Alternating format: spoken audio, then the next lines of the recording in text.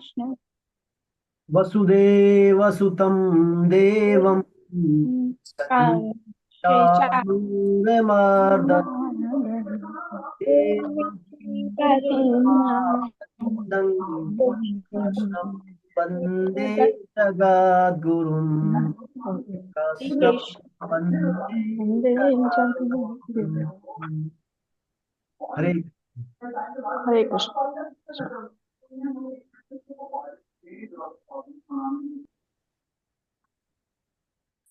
तो अपन दैवासुर संपद योग पर चर्चा कर रहे थे पिछली क्लास में। दैवासुर संपद योग, देवासुर संपद योग में भगवान जो है अपनी भगवान दो तरह की विभूतियों की बात कर रहे हैं, देवी विभूति और देवीय संपत्ति और आसुरी संपत्ति। अपन देवी संपत्ति के बारे में पढ़ चुके हैं। भगवान ने अध्याय के शुरुआत में 26 लक्षणों के बारे में बात की थी, जो कि देवीय संपत्ति वाले व्यक्तियों में पाए जाते हैं। 26 लक्षणों में अपन अभयम सत्व संशुद्धिर ज्ञान योग और दानम दमस्य यज्ञ स्वाध्याय तप आर्जवम। स्वाध्याय, ज्ञान, यज्ञ, तप, संशुद्धि, ज्ञान के लिए योग में स्थित होना। और फिर इसके बाद पढ़ा था अपन ने अभयम सत्व संशुद्धिर अक्रोध, अहिंसा, अनुलुप्तम, तेज, क्षमा, धृति, शौचम। ऐसे करके अपन ने 26 लक्षण जो है देवी संपत्ति के बारे में पढ़े थे। फिर इसके बाद अपन पढ़ाते हैं आसुरी संपत्ति के लक्षण। दंभ, दर्प, अभिमान, क्रोध और विवेक का नहीं होना या अविवेक का होना और कठोरता का होना। ये अपन ने 6 लक्षण आसुरी संपत्ति के बारे में चर्चा की थी। फिर अपन ने इसमें देखा था जो है दो प्रकार की सृष्टि है भगवान की, देवी देवीय और आसुरी। इसमें से देवीय जो है संपत्ति जो है मोक्ष के लिए मानी गई है, मुक्ति के लिए, और आसुरी संपत्ति बंधन के लिए मानी गई है। फिर भगवान बताते हैं इस अध्याय में आसुरी संपत्ति के बारे में बताते हैं विस्तार से। आसुरी संपत्ति वाले व्यक्ति क्या करते हैं, जो है किस में प्रवृत्त होना है, किस में निवृत्त होना है, ये नहीं जानते। और अ, ये भी नहीं जानते कि शुद्ध आचरण कैसे करना है, कैसे श्रेष्ठ आचरण करना है, कैसे हमें मर्यादा रखनी है। और साथ ही साथ वो बिना सत्य के, बिना मर्यादा के, और उनका ये मानना होता है कि संसार जो है सिर्फ स्त्री पुरुष के संयोग से ही चल रहा है और संसार में काम के अलावा कुछ है ही नहीं। ऐसा आसुरी संपत्ति वाले लोग अक्सर कहा करते हैं। इसके बाद फिर ये आसुरी संपत्ति वाले लोग कहते हैं हमें हमारे सामर्थ्य का जो है पूरा उपयोग करना चाहिए जगत में। और इसका ये जो अपनी सामर्थ्य को जगत का नाश करने के लिए में, जगत को नुकसान पहुंचाने के लिए में ही ये आसुरी संपत्ति वाले लोग अपना शक्ति के श्रेष्ठ का सामर्थ्य का उपयोग करते हैं। और ये जो है कभी पूरी न होने वाली कामनाओं, दंभ, दर्प और अभिमान के कारण ये क्या है, अपवित्र मत धारण करने वाले होते हैं। और इस प्रकार ये भिन्न भिन्न दुराग्रह को लेकर संसार में विचरण करते रहते हैं।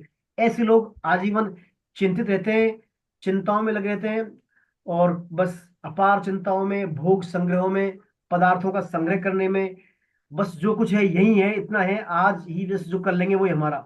ऐसा सोच के साथ ये क्या है, बहुत सारी आशाओं की सैकड़ों पासों में बंधे रहते हैं। और इस प्रकार काम काम और क्रोध के परायण होकर ये अन्यायपूर्वक भिन्न भिन्न प्रकार से अनर्थपूर्वक धन का संचय करने में लगे रहते हैं। यहाँ तक अपन शायद श्लोक नंबर 10 या 11 तक अपन पढ़ चुके थे। आशा पाश बद्धा काम क्रोध परायणा यंते काम भोगार्थम अन्यायीनाथ संचयान। इस प्रकार ये क्या है, गलत तरीके से धन का संचय करने में अपना पूरा समय निकाल देते हैं। यहाँ तक अपन पढ़ चुके थे। अब श्लोक नंबर 12 के बाद पढ़ते हैं 13वां और 14वां श्लोक पढ़ते हैं। श्लोक नंबर 13 14 कौन पढ़ेंगे? मोहिनी जी नहीं है, इंदिरा जी पढ़ेंगी 13 14 श्लोक।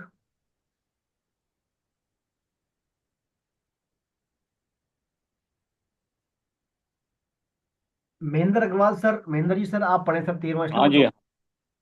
जी हरे कृष्णा सर, हरे कृष्णा, सभी भक्तों को हरे कृष्णा, सभी को प्रणाम। इदं मद्य मया लब्धम् इमं प्रापस्ये मनोरथम्। इदं स्थिदमपि मे भविष्यति पुनर्धनम्। असो मया हतः शत्रुः हनिष्ये च अप्रानपि। ईश्वरोऽहम् अहम् भोगी सिद्धोऽहम् बलवान सुखी। ये दो हो गए सर। जी। तो ये देखिए अब यह भगवान को बता रहे हैं, आसुरी प्रवृत्ति वाले लोग जो हैं अपनी कामनाओं क्या मनोरथों की पूर्ति के बारे में क्या क्या सोचते हैं और कैसे कैसे मन में जो है वृत्तियां रखते हैं। ये कहते हैं इदमत्तमया लब्धम प्राप्य मनोरथम। ये इस प्रकार ऐसा मनोरथ करते हैं कि जो वस्तु हमने आज प्राप्त कर ली है और अब इस मनोरथ को भी हम प्राप्त कर लेंगे। वस्तु तो हमने इकट्ठी कर ली है, प्राप्त कर ली, और मनोरथ को भी प्राप्त कर लेंगे। फिर कहते हैं इदमस्ति दमिबे भविष्यति पुनर्धनम, और हमने इतना धन तो आज प्राप्त कर लिया और बाकी धन भविष्य में प्राप्त कर लेंगे। इस प्रकार ये सोचते हैं हमने हमारे शत्रुओं को कुछ मार दिया है, और जो हमारे और शत्रु हैं उनको भी हम बाद में खत्म कर देंगे, उनको भी बाद में नष्ट कर देंगे हम। और जो हम भोग भोग रहे हैं यहाँ पर, हम भोगने वाले हैं संसार में, हम सिद्ध हैं, हम धनवान हैं, बलवान हैं और सुखी हैं। हम ही जो है धनवान बलवान सुखी हैं, और हमारे पास बहुत सारे हमारे अनुयायी भी हैं, ऐसा ही कहते हैं। इसके बाद फिर जो अगला श्लोक सर ने छोड़ दिया, आढ्यो भी जनमानस्मि कौन्योस्ति सदृशो मया यक्षे दास्यामि मोदिष्य इत्य ज्ञान विमोहिता। ये कहते हैं हमने जो है बहुत सारे हमारे पास मनुष्य हैं, बहुत सारे हमने भोग भोग लिए, हम सिद्ध हो गए, और हम क्या करेंगे, हमारे समान कोई दूसरा मनुष्य है ही नहीं। हम खूब यज्ञ करेंगे, खूब दान करेंगे, और इस खूब फिर खूब मौज करेंगे, हमारे सब पाप धुल जाएंगे। और इस प्रकार के ज्ञान से क्या होता है, आसुरी भक्ति लाभ वाले लोग मोहित रहते हैं कि हमने जो कुछ बहुत कर लिया और कर लेंगे, सब कुछ हमारे पास आ जाएगा, और हमारे शत्रु थे वो हमने उनको मार दिया, बाकी सब कुछ सबको हम देख लेंगे। और जो है हम बलवान हैं, सुखी हैं, सिद्ध भी हमें हैं, हमारे पास बहुत सारे अनुयायी हैं, हमारे पास आदमी बहुत सारे परिचय संपर्क है हमारे, और बस हमारे समान कोई दूसरा है ही नहीं। हम बाद में क्या करेंगे, दान करेंगे, यज्ञ करेंगे और मौज करेंगे बस। ऐसे प्रकार की सोच से ये आसुरी संपत्ति वाले लोग क्या है, मोहित होते रहते हैं। इनकी जो है देखिए, इनकी आसुरी प्रवृत्ति वाले लोगों की कृति मति और रति, कृति मति और रति तीनों ही क्या है, भोग संग्रह के लिए होती है। कृति यानी जो ये रचना करते हैं, कुछ क्रिएट करते हैं, जो भी कुछ करते हैं, उसमें क्या है, फोकस रहता है भोग संग्रह पर। और मति मीन्स इनकी जो माइंड में बुद्धि में भी क्या है, भोग संग्रह वाला भाव रहता है। और रति, रति मीन्स इनका जो अटैचमेंट लगाव आसक्ति भोग संग्रह। तो कृति मति और रति इनकी क्या है, भोग संग्रह के लिए होती है। ये क्या करते हैं, लोभ के परायण होकर ही कार्य करते हैं, मनोरथ करते हैं, जो भी सोचते हैं। एक होती है मनोवृत्ति, इनकी मनोवृत्ति में केंद्र में लोभ रहता है, संग्रह रहता है। लोभ संग्रह रहते हैं इनकी मनोवृत्ति में। जैसे इसमें एक आती है कहानी, जैसे एक व्यक्ति था, तो वो क्या बड़ा लोभी था, बड़ा लोभी था। बस ये समझता था आज मैंने ये कर लिया, अब ऐसा कर रहा हूँ तो इससे और इतना संग्रह होगा, और फिर मैं ऐसे ऐसे कर लूंगा। तो हुआ क्या, एक बार उसने कोई बिजनेस में काम किया, तो बिजनेस में उसको प्लान था, बिजनेस में पैसा लगाने से उसको 20 लाख का फायदा होने वाला था। 20 लाख रुपए का फायदा होने वाला था उसको। तो वो तो यही बस आशा पाल लिया भाई, बस ये काम कर दिया, अब क्या है 20 लाख रुपए आ जाएंगे, बेनिफिट हो जाएगा। संयोग पूर्वक क्या हुआ, उसको जो है पूरे के पूरा मामला नहीं हो पाया, फायदा उसको लॉस हो गया 5 लाख का, उसको लॉस हो गया 5 लाख का। तो वो फिर जो भी कोई जाता, बस ये कहता अरे साहब क्या करें, तो धंधे में तो क्या मार खा गए हम तो, 5 लाख का लॉस हो गया, मार गए। पहले तो कोरोना की मार थी, धंधा वैसे नहीं हो रहा, और 5 लाख का लॉस और हो गया, क्या करें। जो भी जाता यही कहता क्या करें, कुछ ही नहीं, बस 5 लाख का लॉस हो गया। ऐसे ऐसे कहता सबसे। एक दिन क्या, एक मित्र गए, मित्र से भी उन्होंने वही बोला, भाई क्या करें भाई, 5 लाख का लॉस हो गया, मर गए, अब क्या बताएं आपको, कुछ बताना ही है, बचा ही नहीं, सब कुछ बर्बाद हो गए, हम तो पहले आधी तो कोरोना ने मार दिए थे, और आधे 5 लाख का लॉस हो गया। ऐसा वो निराशापूर्ण माहौल में रहता था। एक बार उसने क्या, घर में कोई प्रोग्राम किया भोजन का कराने का किसी का, तो उनके मित्र भी वहां गए थे। तो जब वहां गए थे, तो मित्र ने जब वहां भोजन किया, तो उनकी जो पत्नी उनको भोजन कर रही थी, और वो बड़े प्रसन्न मुद्रा में थी पत्नी। तो मित्र ने कहा, भैया भाभी जी आप तो जो है भाई साहब तो बड़े चिंतित रहते हैं दिन भर, 5 लाख के गम में रहते हैं, नुकसान हो गया, धंधा पिट गया है क्या। बोलो क्या है, भाई साहब की तो आदत खराब हो गई। भाई साहब तो क्या है, ऐसे ही है, इनको कहीं से 20 लाख का बेनिफिट होना था, इनको बेनिफिट 15 लाख का ही हुआ। तो वो 5 लाख को रोल लेकर रोते रहते हैं ये। इनको 20 लाख रुपए मिलने वाले थे, 15 लाख ही मिले इनको, तो वो 5 लाख का गम पाल रखा है इन्होंने, बस नुकसान हो गया, कोई इनका और नहीं है, इनका काम ना होगा, इनका ऐसा ऐसा आशा पाल रखी है इन्होंने। तो वो क्या, ऐसा क्या आसुरी भक्ति वाले लोग होते हैं ये, इनके केंद्र में भोग संग्रह होता है, संग्रह, बस संग्रह हो जाए कैसे कैसे भी। तो इनको जो भी कर्म करते हैं इस संग्रह को लेकर, भाई इतना धन तो मिल गया और मिल जाएगा और मिल जाएगा, ऐसा करके। तो ये इदमतमय लब्धम प्राप्य मनोरथम, बस इतना तो मिल गया और बाकी हमें भविष्य में मिल जाएगा।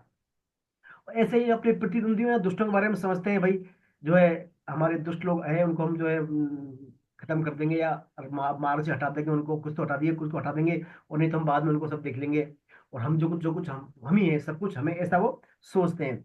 इसमें देखिए लोभी वाले के बारे में एक प्रसंग आता है। एक व्यक्ति थे, वैश्य थे, और वो भी बड़े लोभी थे। लोभ का है, धन संग्रह वाली प्रवृत्ति है इसमें, इसमें स्टोरी में। तो उनकी जो पत्नी थी बड़ी दयावान थी। तो एक बार सोमवती अमावस्या थी, सोमवार को जो अमावस्या आती है, उस सोमवती अमावस्या पर वो कहीं तीर्थ क्षेत्र में स्नान करने गए थे वो। तो स्नान करने के बाद उन्होंने क्या, कुछ पुण्य करना चाहा, कुछ बच्चों को भोजन करवाना चाहा उनकी पत्नी ने। तो जब पत्नी ने सम कर लिया भाई भोजन करवाने का, तो फिर पति क्या करे, वैश्य को ही फिर मजबूरी है पति का, पत्नी की हमें हमें मिलानी पड़ी, ठीक है। तो पत्नी का भाई आप जाइए किसी एक को निमंत्रण दीजिए, किसी ब्राह्मण को। तो वो क्या है, वैश्य जो है बड़े चतुर थे।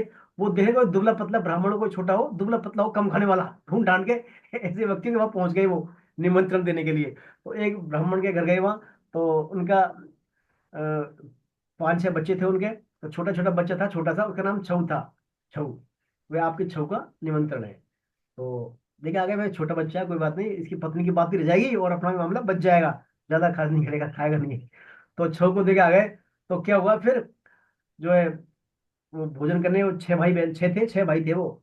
6 आ गए वो, 6 को 6 आ गए वो, 6 आ गए 6 भाई बहन सब आ गए। तो पत्नी तो भोजन गया, बड़ी प्रश्न भाव, चलो सब आगे, मेरे पति तो क्या छह को दिखाया, मैंने तो कहा था, बड़ा अच्छा लगा पत्नी को। उन्होंने जैसे जैसे भोजन कराया, और वो पति थे उसके अंदर अंदर जल भून रहे थे वो। अरे कहाँ आ गए, एक 6 को 6 आ गए, मैं तो उन्होंने कहा भाई मैं 6 को देखा, 6 क्यों आ गए आप? तो उन्होंने 6 भाई थे वो, कि मैंने 6 को नजर दिया, 6 कैसे आ गए आप? आपको लज्जा नहीं आई? तो उन्होंने कहा, वो बेचारे भोले थे बच्चे, बोलो महाराज आपने अच्छा किया, हमारी लज्जा की याद दिला दी, हमारी बहन का नाम लज्जा है। आप उसको आप जो है बांधो, यहीं परोसा दे दो उसको लज्जा के लिए, हम यहाँ से ले जाएंगे। लज्जा बंद दिलाए हम।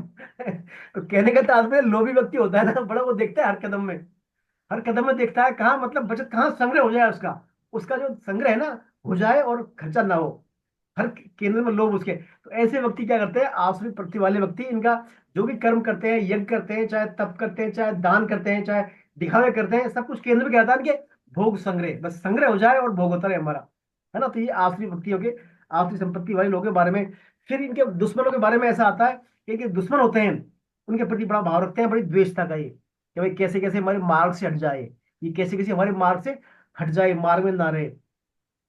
जबकि देखिए भगवान कहते हैं मैं सभी के हृदय में निवास करता हूँ, भगवान कहते हैं मैं सबके हृदय में निवास करता हूँ। और जो प्राणी से द्वेष करता है वो मेरे से भी द्वेष करता है। जो कोई प्राणी से द्वेषता रखता है, क्योंकि मैं उनके हृदय में निवास करता हूँ, तो वो मेरे से भी द्वेष रखता है। तो फिर उसके यज्ञ तप दान फिर कोई सार्थक होते नहीं। आसुरी भक्ति वाले लोग सोचते हैं भाई फला शत्रु हमारे साथ वैर रखता था, हमारे साथ विपरीत चलता था, हमारी बात का समर्थन नहीं करता था, हमारे मत का विरोधी था, उसको हमने रास्ते से हटा दिया। और जो भी हमारे कुछ रह गए लोग हमारे विरोधी, उनको हम धीरे धीरे सबको हटा देंगे। तो ये अपने आप को क्या बड़ा बलवान समझते हैं, बलवान, सिद्ध, और बड़ा मतलब संपन्न लोग समझते हैं अपने आप को। और ये कहते हैं, ऐसा समझ के अपने आप को ईश्वर मानते हैं कि हम ही कुछ है बस पावर। ऐसा करके ये क्या अनाचार पूर्वक भोग में रहते हैं, अनाचार पूर्वक अन्याय पूर्वक धन का संग्रह करते हैं। बस ये कहते हैं हम तो पहले, ये क्या कहते हैं, कोई काम इनके अंदर हो भी जाता है तो ये कहते हैं हम तो पहले कह रहे थे ऐसा ही होना था, आप क्यों पाठ पूजा भजन पूजा चक्कर में लग रहे हो, हमने कहा था ना बस ऐसा ही हुआ था वैसा ही हुआ। तो अपने आप को बड़ाए वो समझते हैं, चाणक्य समझते ऐसा समझते हैं।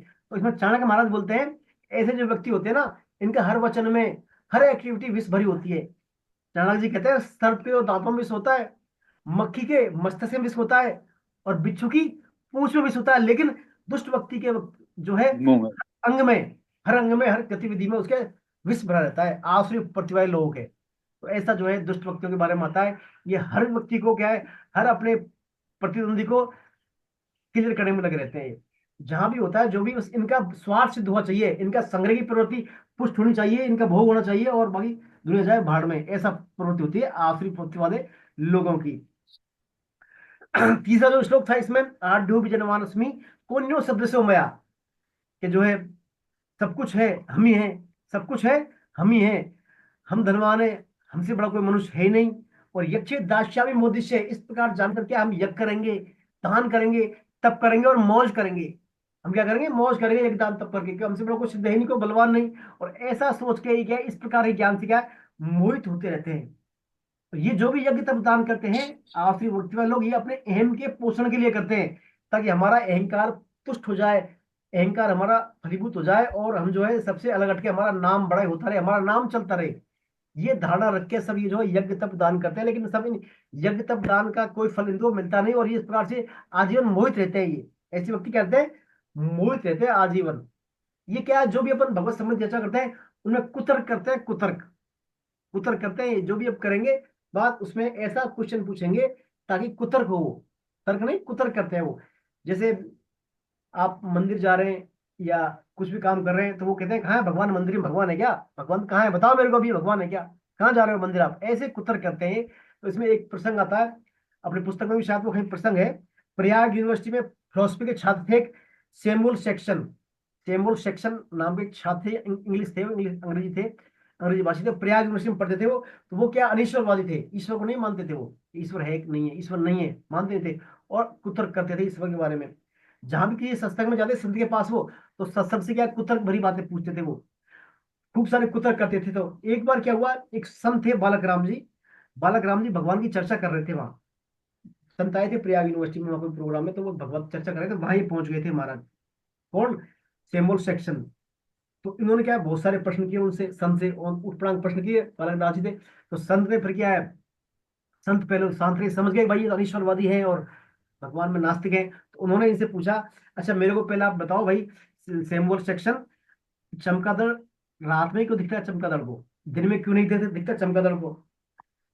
कमल के फूल सूर्योदय के बाद ही क्यों खिलते हैं, सूर्योदय के बाद कमल फूल क्यों मुरझा जाते हैं, सूर्य अस्त क्यों हो जाता है, और भला आकाश के सूर्य का और कमल का मुरझाने का बंधन में क्या संपर्क है। ऐसे ऐसे प्रश्न पूछे इनसे इन्होंने। तो सेमुअल सेक्शन का भाई मुझे नहीं पता इस बारे में, तो क्यों हो जाते हैं, दिन क्यों होता है, रात क्यों होती है ना, सूर्य क्यों बाद कमल का फूल क्यों बंद हो जाता है, और चमका दो रात में होता है, ये तो मेरे, मुझे पता नहीं क्यों। तब संत बोले भाई जब आपको प्रकृति के रहस्यों का ही मालूम नहीं है, आपको प्रकृति के रहस्यों का ही मालूम नहीं है, नहीं जान पाते, तो प्रकृति का जो मालिक है ईश्वर, इसके बारे में कैसे जानोगे आप, इसके बारे में कैसे जान सकते हो आप, इसके रहस्यों का पता नहीं है। तो ऐसा कहने से कहते हैं उस सेमुअल सेक्शन का फिर भाव परिवर्तन हो गया, सेमुअल सेक्शन का भाव परिवर्तन हो गया। और फिर उन्होंने क्या है, ईश्वर को मानकर ईश्वर की आराधना की पूरा विश्वास समर्पण के साथ, और कहते हैं उनको ईश्वर का दर्शन भी हुआ। और बाद में उन्होंने अपना नाम बदल के सेमुअल सेक्शन से श्यामलाल नाम कर लिया था। और फिर बाद में वो जो है ऑक्सफोर्ड यूनिवर्सिटी में दर्शन शास्त्र के प्रोफेसर थे, फिर बने थे बाद में।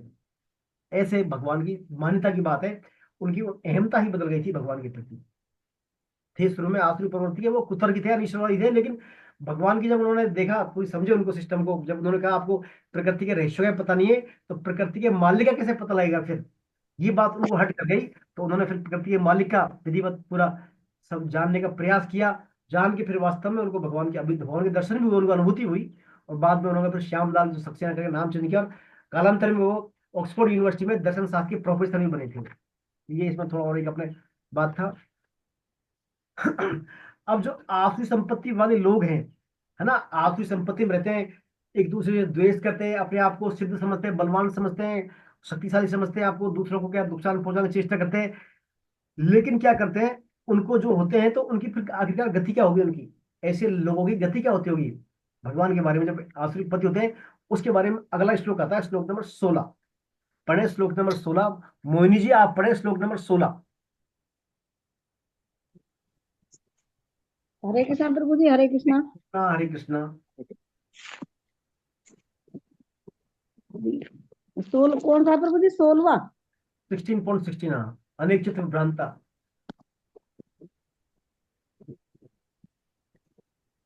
आड्यो बीजन नहीं नहीं, मान। ये तो 16वां श्लोक, इससे अगला वाला, नेक्स्ट। 16वां है ना प्रभु जी? हाँ, अनेक चित्त भ्रांता भोजाल समावर्ता। अभी अभी मैं प्रभु जी निकाल रही हूँ, मैं चलिए दूसरा निकाल। कोई बात नहीं। अच्छा आप पढ़ेंगी, आरती जी आप पढ़ेंगी।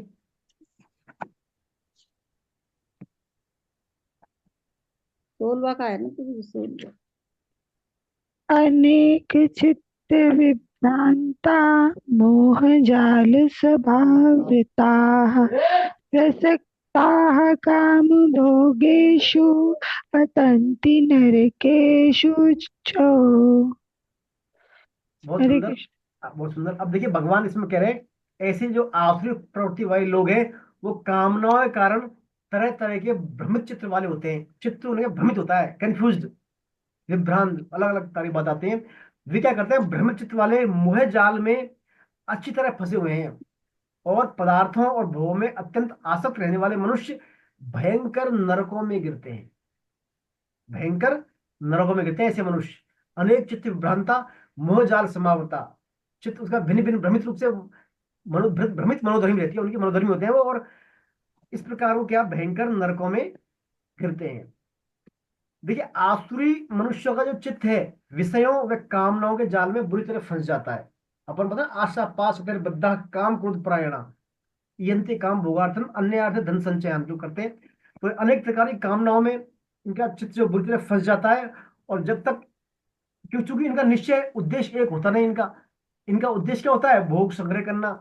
और कभी क्या अनेक मतलब अनेक शाखाओं वाली बुद्धि होती है इनकी, एक निश्चय वाली बुद्धि होती नहीं इनकी। तो इनकी बुद्धि अनंत शाखाओं में विभक्त रहती है और परमात्मा प्राप्ति का दृढ़ उद्देश्य इनका होता नहीं। जैसे कौवा होता है ना, कौवा कौवा अपने से चोंच में कोई घृणित मतलब निम्न कोटि का कोई झूठा या मांस का कोई टुकड़ा रहेगा, लेकिन उड़ जाता है वो, फिर भी डरता है, कोई आसपास देख दे ले मेरे को, दूसरे कौवे या कोई और देख दे ले, कोई छीन न ले, इसको ऐसा भयभीत देता है। तो ऐसे लोग क्या, आसुरी प्रवृत्ति वाले लोग भी भयभीत रहते हैं कि हमारा जो है, हमारे कहीं हमारे जाने के बाद हमारा क्या होगा, बाल बच्चों का कैसे पालन पोषण होगा, कहीं कोई इनकम टैक्स का छापा न पड़ जाए, कोई हमें देख ना ले। ऐसी ऐसी तरह की लालसा युक्त इनके अंदर भय रहता है। ये डरते हैं, मतलब अपने प्रतिद्वंदी से डरते भी हैं, अंदर अंदर भय रहता है इनमें। तो वास्तव में जो आसुरी प्रवृत्ति है, मनुष्य के काम क्रोध के परायण होने के कारण ये एक प्रकार से नरकों में रहते हैं आसुरी भक्ति वाले। चूंकि ये निरंतर ये अभाव में रहते हैं, इनकी होती है कामना रहती है प्राप्त करने की, संग्रह करने की, तो अभाव हो गया वो, तो निरंतर अभाव में जीते हैं ये आसुरी व्यक्ति, निरंतर अभाव के कारण अभाव रूपी रहते हैं। और साथ ही साथ अभाव रूपी अग्नि में जलते हुए ये, इनको क्या है, बाद में शरीर छोड़ने के पश्चात भयंकर नरकों की प्राप्ति होती है। यदि ये चाहे तो भवित मोह जाल से निकल सकते हैं, लेकिन जैसे भोरा होता है, भोरा भोरा विषय सुख के कारण कमल के अंदर घुस जाता है, उसको अच्छा इसमें लगता है पंखुड़ियों का, वो अंदर अंदर विषय के लिए चल जाता है। जैसे सूर्य होता है वो बंद हो जाता है कमल, भोरा भी क्या है, अंदर बंद हो जाता है। क्यों? क्योंकि भोरा क्या है, अपनी इंद्रियों को अच्छा करने के लिए, खुश करने के लिए, इंद्रियों की तृप्ति के लिए वहां अंदर रस ले रहता है। इसी प्रकार ये आसुरी प्रवृत्ति वाले व्यक्ति भी अपनी इंद्रियों की तृप्ति के लिए कामनाओं में, मोह जाल में, भिन्न भिन्न प्रकार के में फंसे रहते हैं। चाहे तो निकल सकते हैं, लेकिन ये क्या है, कामनाओं की पूर्ति के लिए निकलते नहीं है, और इस प्रकार ये रचे पचे जाते हैं इनमें कि ये भूल जाते हैं, बिल्कुल बाहर निकलने की सोचते भी नहीं है उनसे। तो ये इस प्रकार क्या है, कामनाओं के वशीभूत होकर भयंकर भयंकर अपना पतन करते हैं, नरकों की तैयारी करते हैं आसुरी प्रवृत्ति वाले लोग। तो बस इसमें यही है, इस श्लोक के अंदर ऐसे व्यक्ति अपने चित्त में भिन्न भिन्न भ्रमित भ्रमित मनोधर्मिता के कारण काम और भोग के परायण होकर अपने लिए नरकों का रास्ता प्रशस्त करते हैं, ऐसे ही लोग होते हैं।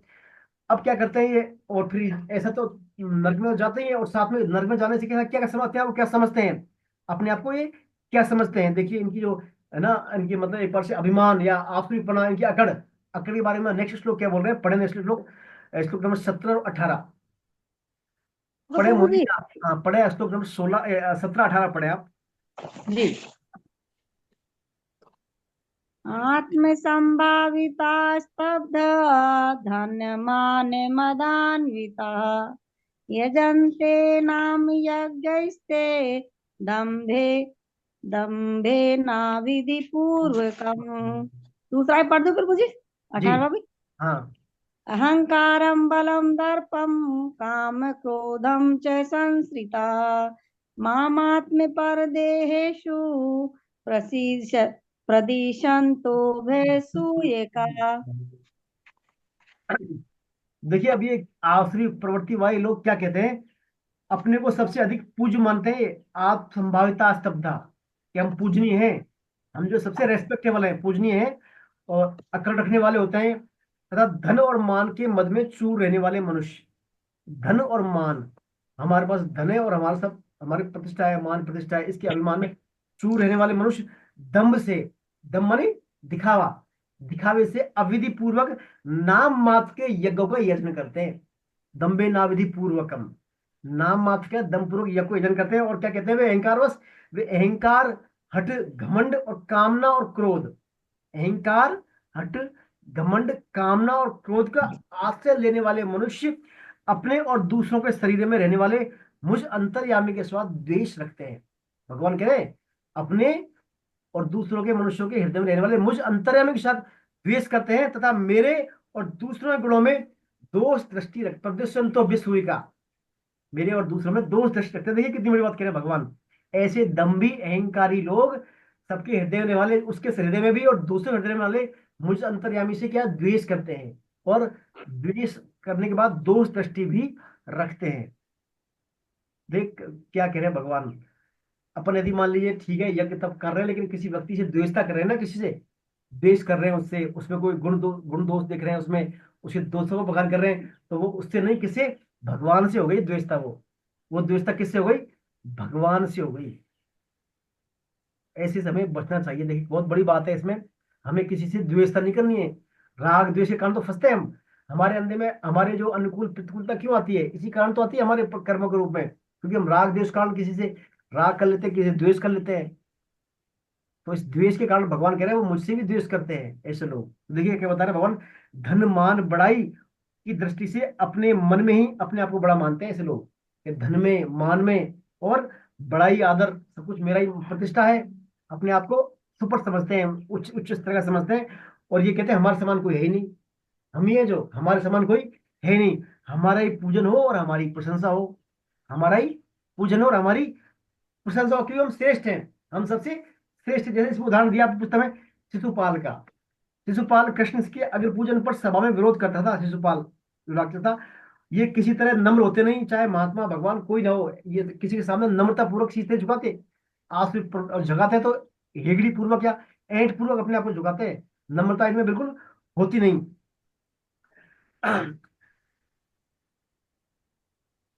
तो यही बात आती है इसमें आश्रित प्रवृत्ति में, इनमें विनम्रता का अभाव होता है, और अपने आप को ये किसी सामने झुकाते भी नहीं। जैसे जरासंध भी है, जरासंध का उदाहरण दिया है इसमें।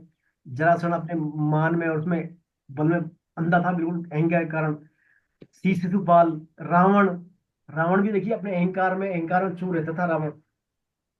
तो ये सब बात ऐसे आसुरी प्रवृत्ति वाले व्यक्ति लोग होते हैं, क्या कहते हैं, अपने आप को श्रेष्ठ समझते हैं और नाम मात्र के यज्ञ करते हैं, वो यज्ञ करते हैं दिखाने के लिए, उनका कोई फल होता नहीं। पूजा बड़ी बड़ी करेंगे लेकिन प्राणियों से क्या है, द्वेष रखते हैं। तो भगवान कहते हैं वो प्राणियों से द्वेष रखने के साथ मेरे से भी दोष रखते हैं। जैसे रावण का आता है उदाहरण, हिरण्यकश्यप, काल यवन आदि, ये सब आसुरी वृत्ति वाले हैं सब, ये सभी। अब जैसे देखिए कंस, कंस के लिए आकाशवाणी हो गई थी, वही आकाशवाणी हुई थी कि आपको मारने वाला जो है कृष्ण गोकुल में पैदा हो गया है ना, एक अवतार बड़ा हो रहा है। और फिर भी कंस जो है सब जानने के बाद भी भिन्न प्रकार की पूतना को भेज रहा है, अगासुर को, बकासुर को, बहुत सारे राक्षसों को वहां भेजता है कृष्ण को मारने के लिए। तो जब दिव्य दृष्टि आकाशवाणी के द्वारा भी इनकी मुंह से नहीं हटी, ऐसे आंसू होगी, तभी नहीं मानते भगवान की बात को कि वास्तव में भगवान आ गए। तो कहने का तात्पर्य इनका अहंकार इतना पुष्ट होता है कि ये किसी की भी नहीं सुनते। ये अहंकार किसी की भी नहीं सुनते, न भगवान की सुनते, न शास्त्रों की सुनते, न संत महात्माओं की सुनते, न किसी की भविष्यवाणी की सुनते। किसी की नहीं बात मानते अपने अहंकार के कारण, अहंकार और बल दम के कारण ये किसी की बात सुनते नहीं है, और अंततः अपना पतन का मार्ग प्रशस्त कर लेते हैं। इसमें सांख्यों के जो आचार्य कपिल है, भगवान कपिल, उनका एक आता है, कपिल भगवान कहते हैं जो केवल मेरी प्रतिमा का पूजन करता है लेकिन मेरे जीवित मंदिर अर्थात मेरे जो जीवित मंदिर यानी प्राणियों की उपेक्षा करता है, मानो वह भस्म में हवन कर रहा है, मैं उसे प्रसन्न नहीं होता। देखिए आप जो है मतलब भगवान की मूर्ति का पूजन कर रहे हैं, बड़े जोर शोर से कर रहे हैं पूजन, लेकिन जो भगवान की जीवित मूर्तियां हैं, प्राणी उनके प्रति द्वेषता कर रहे हैं, उनको भगा रहे हैं। तो वो कैसा बताया था भगवान कपिल, जैसे मान लीजिए भस्म में राख में हवन कर रहे हो, राख में ही आप राख में हवन कर रहे हो, ऐसा हवन है उनका, मैं उनसे प्रसन्न नहीं होता। तो हमें क्या प्राणी मात्र से द्वेष नहीं रखना चाहिए, प्रिय अभ्यास करना चाहिए हमारे। अभ्यास करें इन बातों का, भगवान की बातों का, चूंकि भगवान कह रहे हैं इन बातों को। और देखिए गीता तो क्या है, मूल यही दिखाती है, आज्ञा पालन। गीता का उद्देश्य क्या है? भगवान की आज्ञा का पालन। अब दूसरा आता है गुण प्रदूषण तो अभिसूय का, वो मेरे में भी दोष देखते हैं। तो यहाँ भगवान कहना चाह रहे हैं इसमें, यदि हम किसी का प्रति दोष देखेंगे ना, पहला लगे अपशुनम, किसी की चुगली ना करना। चुगली कब करेंगे? हम किसी में दोष देखेंगे हम, है ना। तो भगवान कह रहे हैं किसी में दोष देखना भी क्या है, गलत है। किसी में दोष दृष्टि रखना भी गलत है। आसुरी व्यक्ति क्या कहते हैं, भगवान कह रहे हैं भगवान के बड़े पक्षपाती है, अपने भक्तों का ध्यान रखते हैं, और हमको क्या दूसरे लोगों को विनाश करते हैं भगवान। तो उनको क्या भगवान का उनको गुण नहीं दिखता, यही गुण दिखता है कि भगवान भक्तों का ध्यान रख रहे हैं, हमारा ध्यान नहीं रखते। तो ये क्या एक बार से भगवान की उपेक्षा करना हो गया, भगवान में पक्षपात का, भगवान में गुणान्वेषण करना हो गया, है ना। इससे बड़ा भारी पाप लगता है। अब देखिए अर्जुन का देखिए आप, भगवान ने अर्जुन को ही सुनाई थी गीता। भगवान ने अर्जुन को गीता सुनाई थी। तो अर्जुन, ये देखिए 5 भाई थे अर्जुन, पांडव 5 थे, अर्जुन, भीम, युधिष्ठिर, नकुल और सहदेव। भगवान ने गीता अर्जुन को क्यों सुनाई? भगवान ने गीता अर्जुन को क्यों सुनाई? जबकि इनके बड़े भाई जो युधिष्ठिर तो साक्षात धर्मराज थे, वो तो धर्म की प्रतिमूर्ति धर्मराज थे, उनको भी सुना सकते थे भगवान। भीम को भी सुना सकते थे, भीम भी उनके सब कजिन थे, मामा बुआ के आपस में थे सभी, कुंती थे पांचों, कुंती बुआ के बेटे थे पांचों, नकुल सहदेव सब। युधिष्ठिर तो धर्मराज थे, उनको भी नहीं सुनाई। अर्जुन को क्यों सुनाई गीता भगवान ने? अर्जुन को अपने कल्याण करने की इच्छा जी। थी। हाँ, आरती जी क्या बोल रही है? बोले बोले। अर्जुन को अपने कल्याण करने की इच्छा थी जी, अर्जुन के अंदर। बिल्कुल अपने कल्याण की जिज्ञासा थी अर्जुन में। और बोलेंगे?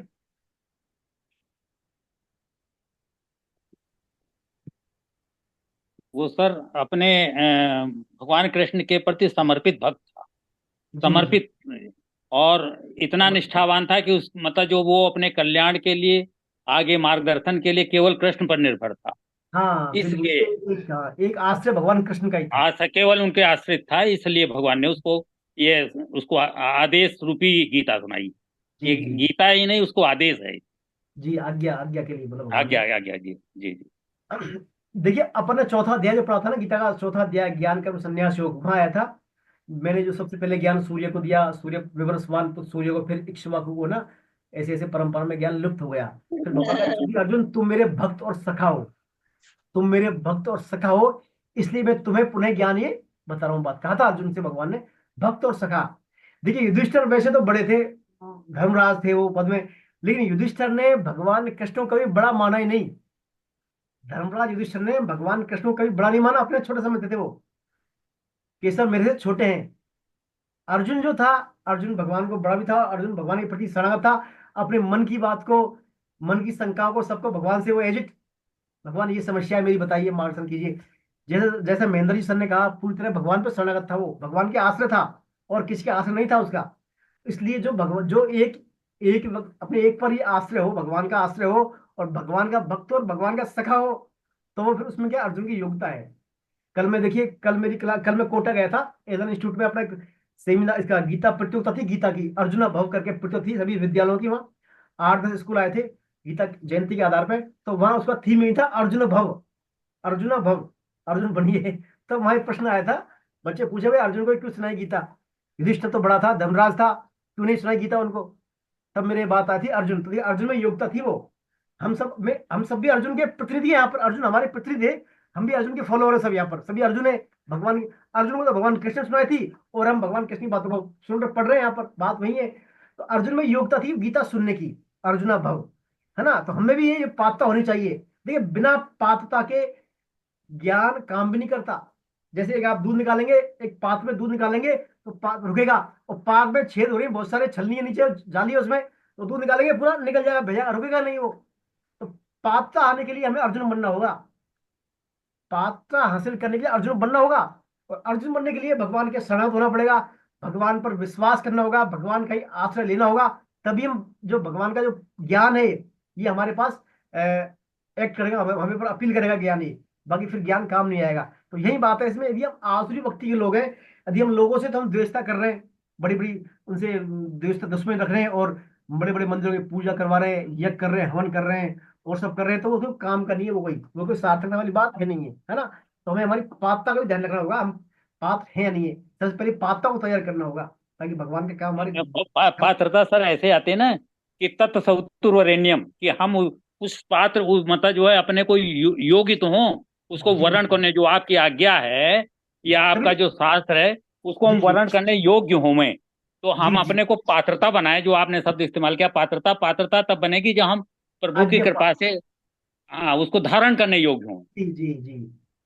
जब तक हमारे में पात्रता नहीं होगी हम धारण नहीं कर सकते उसकी। देखिए एक व्यक्ति के 4 बेटे थे, एक व्यक्ति के 4 बेटे थे, तो चारों बराबर के थे, 2 1 साल गैप था, लेकिन जो है व्यक्ति कहीं भी जाता तो दूसरे नंबर का बेटा था, उसको बुलाता था कि बेटे ये बात है, वो बात है, सब बातें समझाता था उसको पूरी, मेरी एब्सेंस में आपको ये काम करना है, वो करना है, ये करना है, वो करना है। तो वो युवावस्था में हो गए चारों भाई वो। तो और जो तीन भाई थे वो सोचते थे भाई ये हमें जो पिताजी हमें तो बताते नहीं है बातें क्या है अंदर की, सो क्यों बताते हैं। तो जब पिताजी से कहा पिताजी आप जो है इनको की बात बताइए, बोलो भाई ये जो है ना शुरू से बेटा दूसरे वाला बेटा मेरी बात मानता है, आज्ञा पालन करता है, जैसा मैं कहता हूँ वैसा करता है ये, तो इसका मेरे पर विश्वास है, इसको ये पात्र है मेरी गोपनीय बातों को जानने का। तुम पात्र नहीं हो, तुमने आज तक आज्ञा का पालन नहीं किया। पर पात्रता कहाँ से आती है? पात्रता आज्ञा पालन से। हम भगवान की आज्ञा पालन करने लग जाएंगे ना, तो हम भगवान को विश्वास हो जाएगा पक्का कि ये बात जो है काम करेगा मानेगा, इसको दीजिए अब आगे का जिम्मेदारी दो इसको।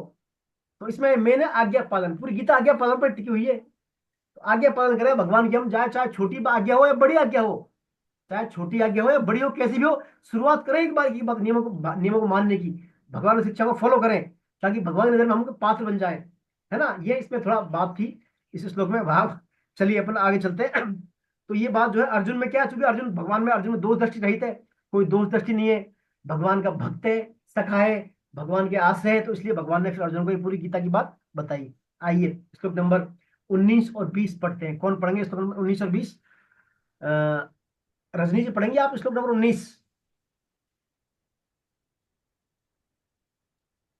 हाँ गुरु जी पढ़ी। श्लोक नंबर 19 आप पढ़े। तानः दुष्यत क्रूरांस संसारेषु नराधमा नराधमानः क्षिपाम्यजस्य मशु भाना सुरीश्वेश यूनेषु आसुरीं योनिमापन्ना मूढा जन्मनि जन्मनि माम प्राप्येव कौन्तेय ततो यान्त्यधमा गतिम्। चलिए हो गया। तो देखिए इन श्लोकों में भगवान क्या बता रहे हैं, ऐसे जो भक्ति होते हैं ना आसुरी भक्ति, उनकी क्या गति होती है ना। ये बहुत सुंदर श्लोक है, देखिए फिर से पढ़ते हैं एक बार, शायद इन्होंने थोड़ा स्पीड अप पढ़ दिया। तानन क्रूरान संसारेषु नराधमान क्षिपाम्य जस्रमसुभान आश्रुस्वेव योनिषु आश्रुयोनिमापन्ना मूढ़ा जन्मनि जन्मनि माम प्राप्येव कौन्तेय ततो यान्त्यधमां गतिम। देखिए भगवान कह रहे हैं कि उन द्वेष करने वाले या उन जो आसुरी वृत्ति वाले लोग हैं उनको मैं, क्रूर स्वभाव वाले और संसार में महान नीच अपवित्र मनुष्यों को, ऐसे कौन लोग हैं? संसार में महान नीच लोग हैं, अपवित्र हैं, क्रूर स्वभाव वाले हैं, उनको मैं बार बार आसुरी योनियों में गिराता हूँ। बार बार आसुरी योनि, आसुरी योनि तात्पर्य मूढ़ योनियों में, मतलब लता पता सांप, अरे पशुओं में पक्षियों में मैं गिराता हूँ बार बार। हे कुंती नंदन, वे मूढ़ मनुष्य मुझे प्राप्त न करके जन्म जन्मांतर में जन्मांतर में आसुरी योनियों को प्राप्त होते हैं, फिर उससे भी अधिक गति में अर्थात भयंकर नरकों में चले जाते हैं।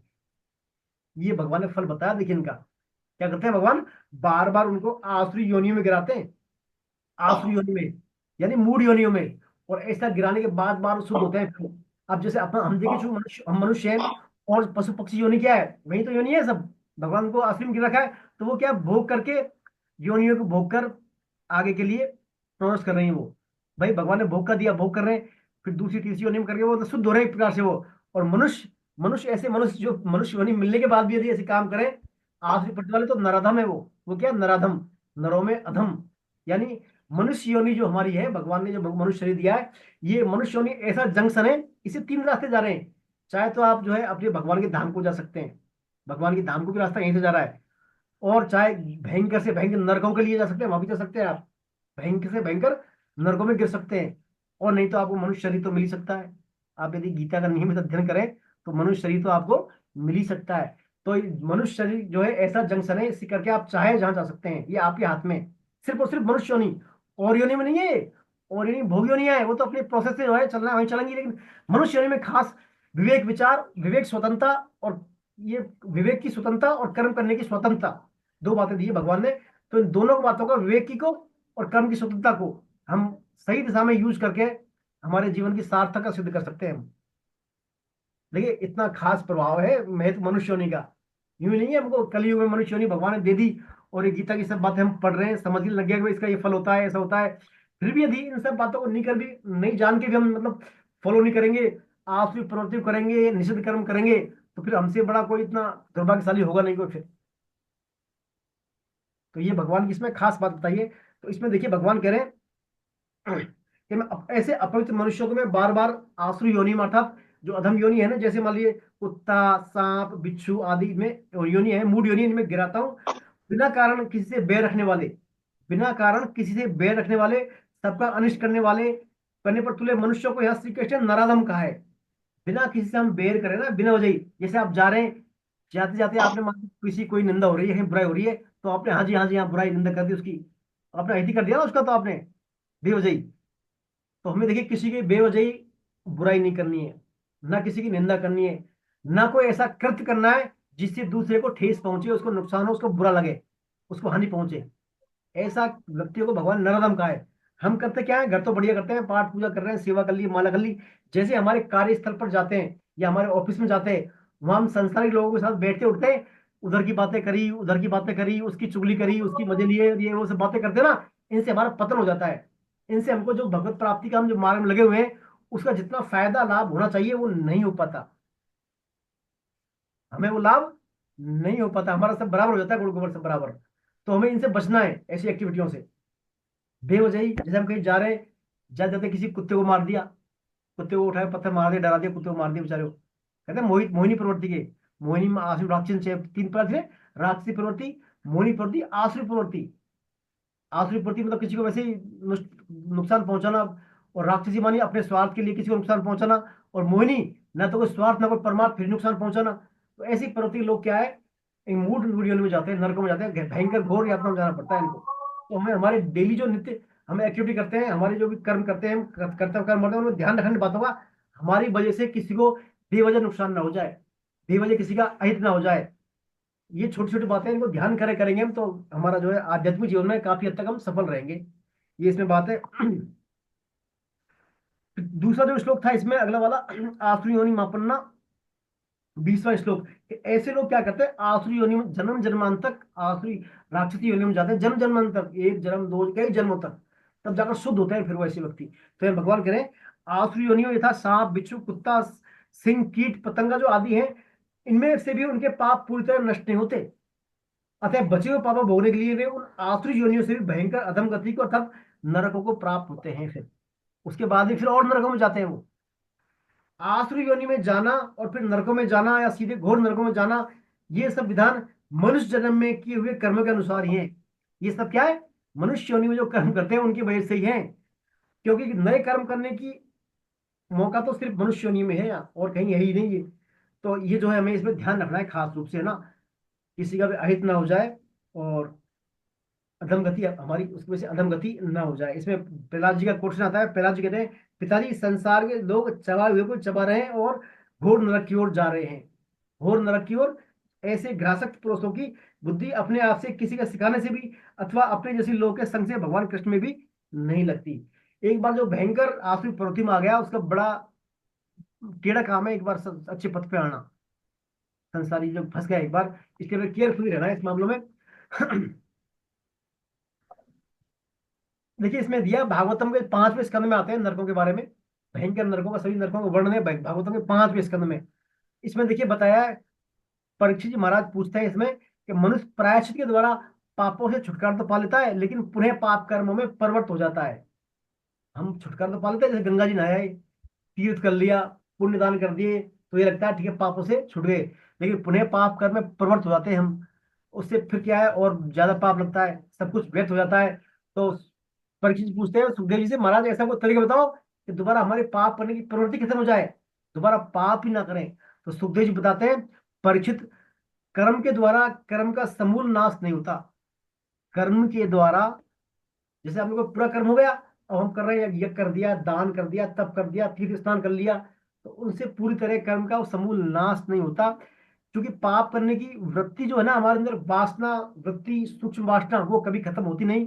तो संपूर्ण पाप इसलिए खत्म नहीं हो पाते, पुनः हमारे पाप करते हैं। तो इसका तरीका भगवान ने सुखदेव जी ने बताया। सर्वश्रेष्ठ तरीका क्या है इसका, भगवान का नाम, रूप, लीला, गुण, धाम, इनका चिंतन करें हम ज्यादा से ज्यादा।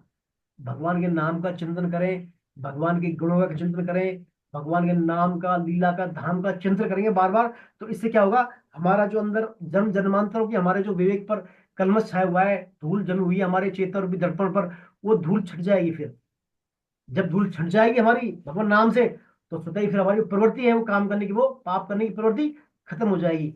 अदरवाइज हम जो है भगवान का नाम चिंतन नहीं करेंगे, सिर्फ कर्म ही कर्म करेंगे। कर्म, इस गंगा स्नान कर लिया, तीर्थ स्नान कर लिया, यज्ञ तप दान कर लिए, तो उससे क्या प्रवृत्ति तो कुछ समय के लिए तत्काल तो खत्म हो जाएंगे, लेकिन उन्हें पाप में हम प्रवृत्त हो जाएंगे। इसलिए चैतन्य महाप्रभु कहते हैं जो भगवान नाम का, कृष्ण नाम का संकीर्तन है, चेतो दर्पण मार्जनम भव महाद्रवाग्नि निर्वापनम श्रेय कह चंद्रिका विक्रम विद्या जीवन आनंदा बुद्धिवर्धनम प्रतिपदम पूर्णात्म सर्वात्म परम विजयते श्री कृष्ण संकीर्तनम। जो श्री कृष्ण का संकीर्तन है परम विजय दिलाने वाला, इससे क्या होगा, हमारे अनंत जन्मों की जो हमारी चेतना रूपी है उस पर जो धूल जमी हुई है, धूल, उस धूल को छांटने का काम करता है कोई श्री कृष्ण संकीर्तनम। जैसे हमारी दर्पण पर धूल जम रही है, तो दर्पण को आप कितना ही मुंह देख लो, उसमें कितना ही मुंह देख लो, आप दिखेगा क्लियर। जब तक धूल नहीं हटेगी तब तक अपना उस पर चेहरा क्लियर नहीं दिखेगा।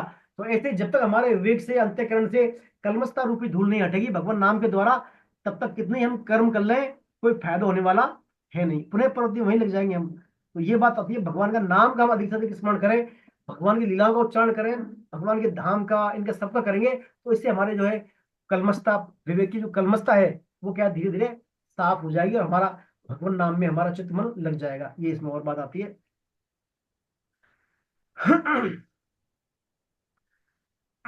आइए इसमें और दिया, देखिए इसके बारे में दिया है थोड़ा।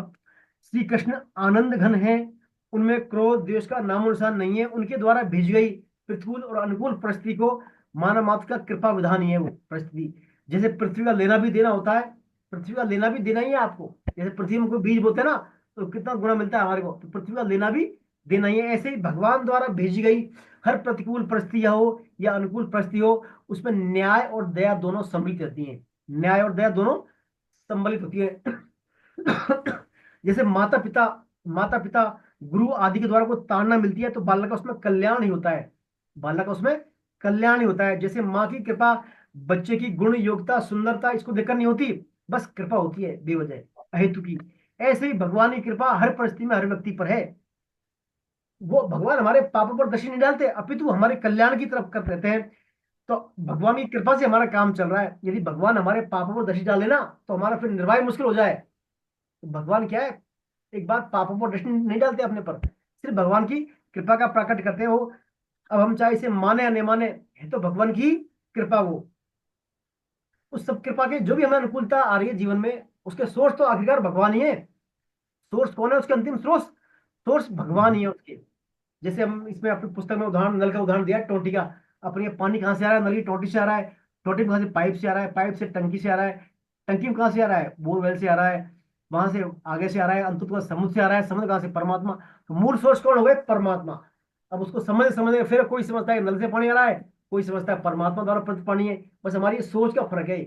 तो हम क्या, जिस दिन हमारी ये सोच जो है कारण पर हो जाएगी, कारण पर, भगवान ने कहा ना, अर्जुन तुझे जो भी विलक्षणता, ईश्वरीयता, सुंदरता, इस जो विशेषता स्पेशली जो संसार में दिखती है, उसमें कौन है, मूल में कारण कौन है, मैं ही हूँ। मूल कारण उसका मैं हूँ। यदि तेरी ये दृष्टि हो जाएगी तो तू मेरे से संपर्क में आ जाएगा फिर, है ना। और हमारी दृष्टि हो गई सिर्फ उसी पर, क्षणिक पर। बस नल में से ये पुष्प, ये सुंदर पुष्प है, तो हम बस खाली पुष्प पे ध्यान चलेगा, पुष्प ही है सुंदर। ये नहीं कि पुष्प के पीछे कौन है मूल कारण, भगवान।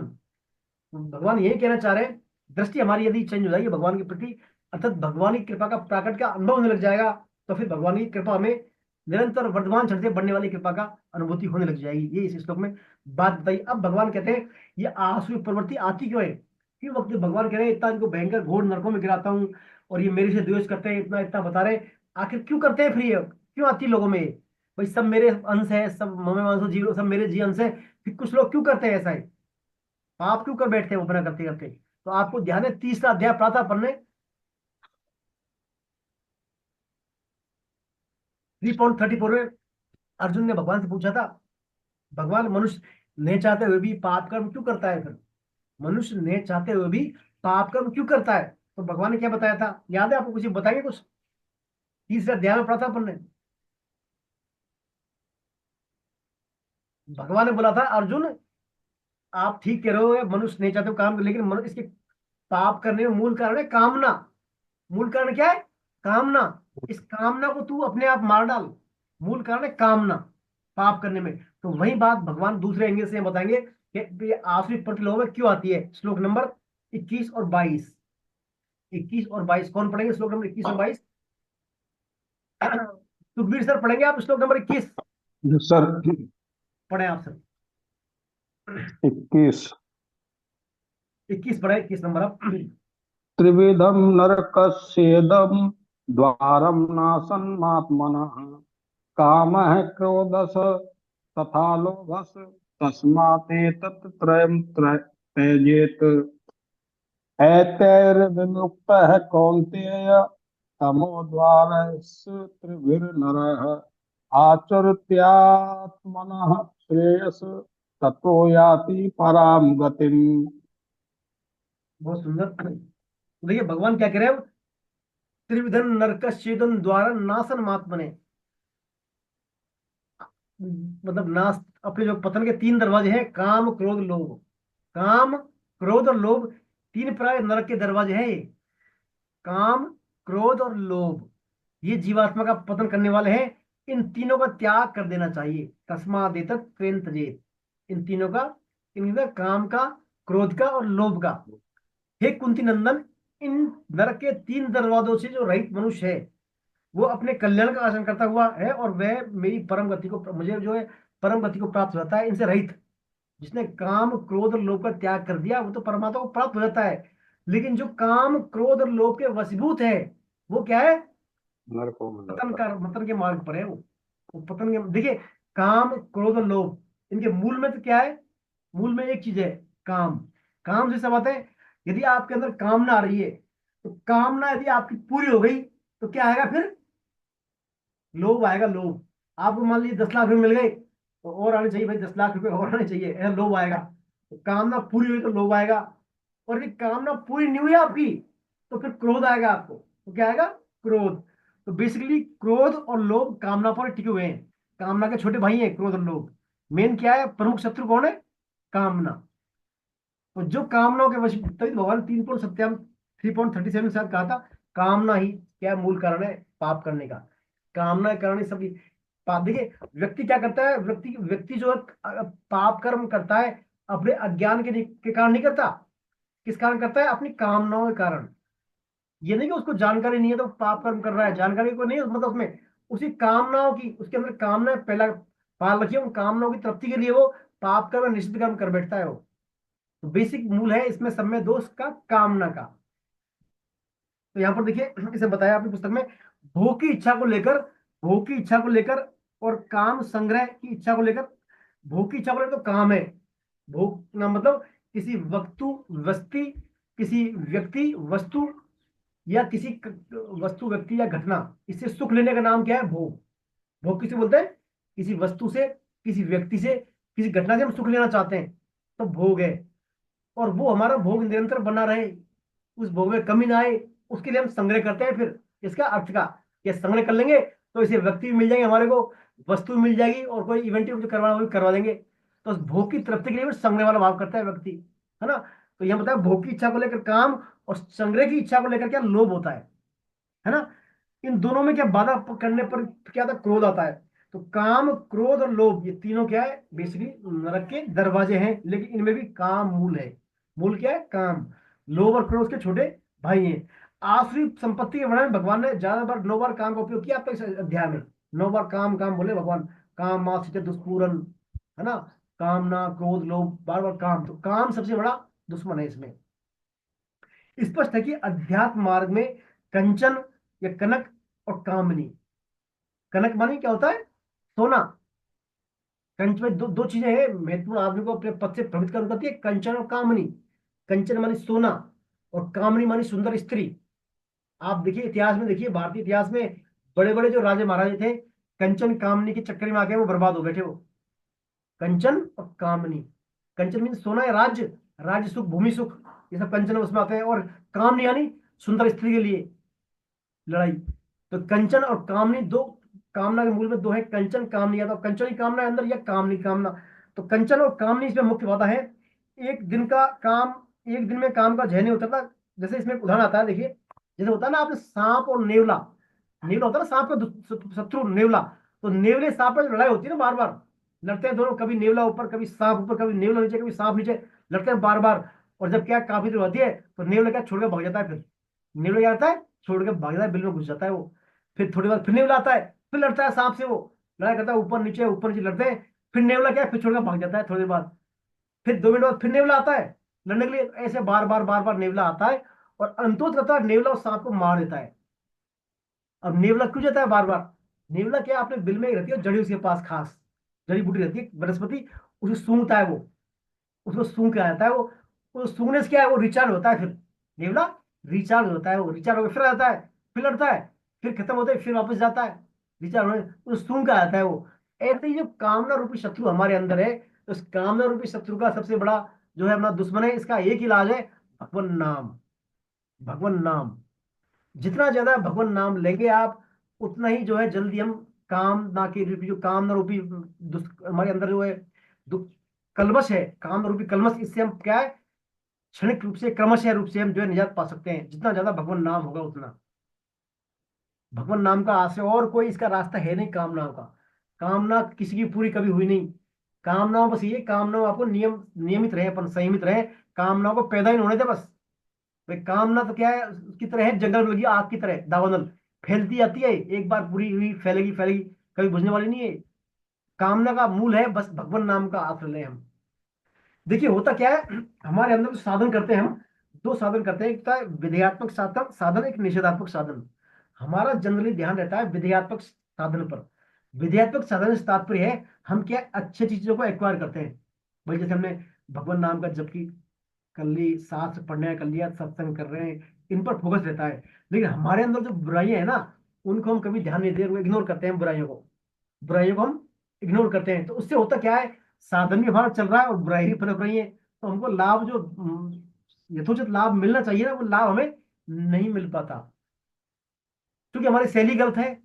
हमारा जो सिस्टम प्रोसेस कर रहे हैं वो गलत कर रहे हैं हम बुरी बुरी चीजों को त्याग नहीं रहे और अच्छी अच्छाई ग्रहण करने पे ध्यान है हमारा। उससे तो एक तो नुकसान ही होता है हमारा, यथोचित लाभ नहीं मिल पाता, पहली बात। दूसरी बात, हमें अभिमान भी आ जाता है। अभिमान क्यों आता है, हम समझते हैं भाई हमने ये अच्छी अच्छी बातें ग्रहण कर ली, देखो और में तो ये बात है नहीं, विशेषता हमें विशेषता है, हम सत्य बोलने लग गए, भगवान का सत्संग करने लग गए, जप करने लग गए और सब स्वाध्याय कर रहे हैं, इतनी अच्छी बातें कर रहे हैं, ये तो कर ही नहीं रहे, तो उससे अभिमान आ जाता है। अभिमान को बताए आसुरी संपत्ति का मूल। अभिमान क्या है, आसुरी संपत्ति का मूल अभिमान, तो उससे अभिमान आ जाता है।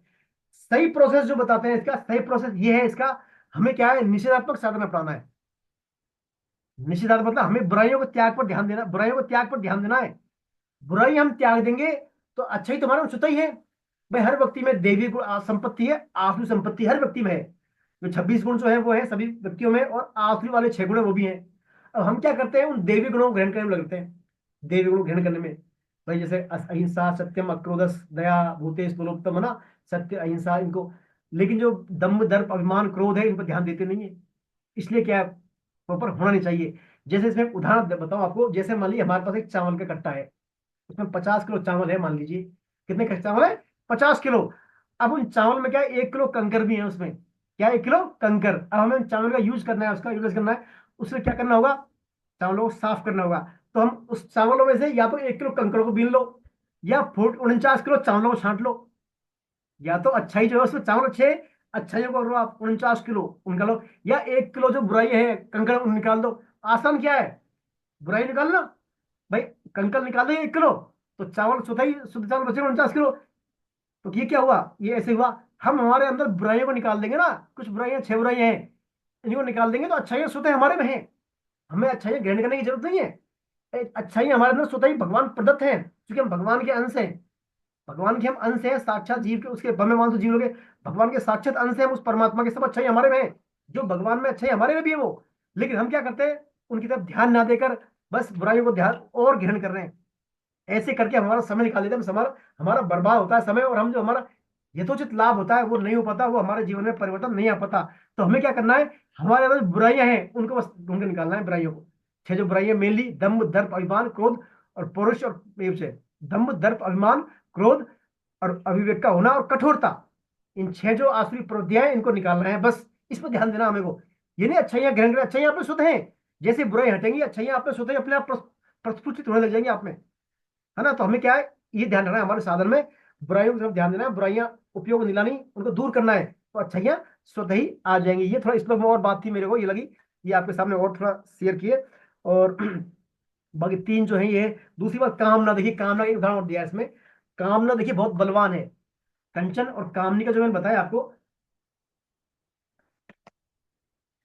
कंचन कामनी से अच्छे अच्छे धुरंधर जो है, बड़े बड़े सिद्ध पुरुष भी लपेटे में आ जाते हैं। इसमें आता है महर्षि जैमिनी का उदाहरण। एक बार जो है व्यास देव जी भगवान भागवतम का लिख रहे थे, भागवतम कलेक्शन कर रहे थे। तो जैमिनी महाराज जी, महर्षि जैमिनी वहां बैठे थे। तो एक श्लोक आया था कामना के बारे में। उसमें जो है वेद व्यास जी, श्लोक का भाव ये था कि जो है पुरुषों को अपनी माँ, बहन, कन्या के साथ कभी अकेले में क्या है, माँ, बहन और कन्या के साथ कभी अकेले में सटकर नहीं बैठना चाहिए, ऐसा भाव था उस श्लोक का। तो महर्षि जैमिनी बोला, अरे महाराज ये क्या, ये तो हमारे लिए तो है नहीं बात, हम थोड़ी कर सकते हैं, हम तो सिद्ध पुरुष हैं, हम तो इतने बड़े महर्षि बन गए, ये हमारे लिए कोई बात थोड़ी है, हम क्यों करेंगे, हम तो दूर रहते हैं, वैसे हमारे को फर्क नहीं पड़ा इनसे। तो वेद व्यास जी को लगा भाई तो कामना का मामला है, क्या करें।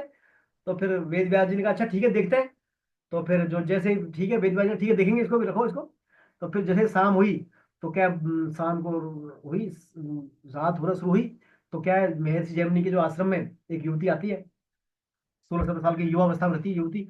और वो रात में आके कहती है कि महाराज मैं मेरे घर का रास्ता भूल गई, मैं मेरे घर का रास्ता भूल गई और रात हुई, मेरे को भय लग रहा है, मैं आपको रात को आपको यहाँ आश्रय चाहिए मेरे को यहाँ। तो जेमिनी कहा, अरे भाई हम तो ऋषि मुनि सन्यासी हैं, हमारे यहाँ महिलाओं का काम, स्त्रियों का, आप जाइए कहीं भी, आप जाओ यहाँ से, हमारे यहाँ कोई नहीं है आपको, हमारे इनसे कोई लेना देना नहीं इनसे। तो फिर जैसे उन्होंने कहा तो स्त्री क्या और उनके सामने और निवेदन किया, और बिजली कड़की बहुत जोर से, लाइट जली, बरसात हुई। तो जैसे लाइट जली तो उसका भीगा हुआ बदन दिखा उनको, उसका युवती का, महर्षि जी को भीगा हुआ बदन दिखा। तो भीगा हुआ बदन था और लाइट थी।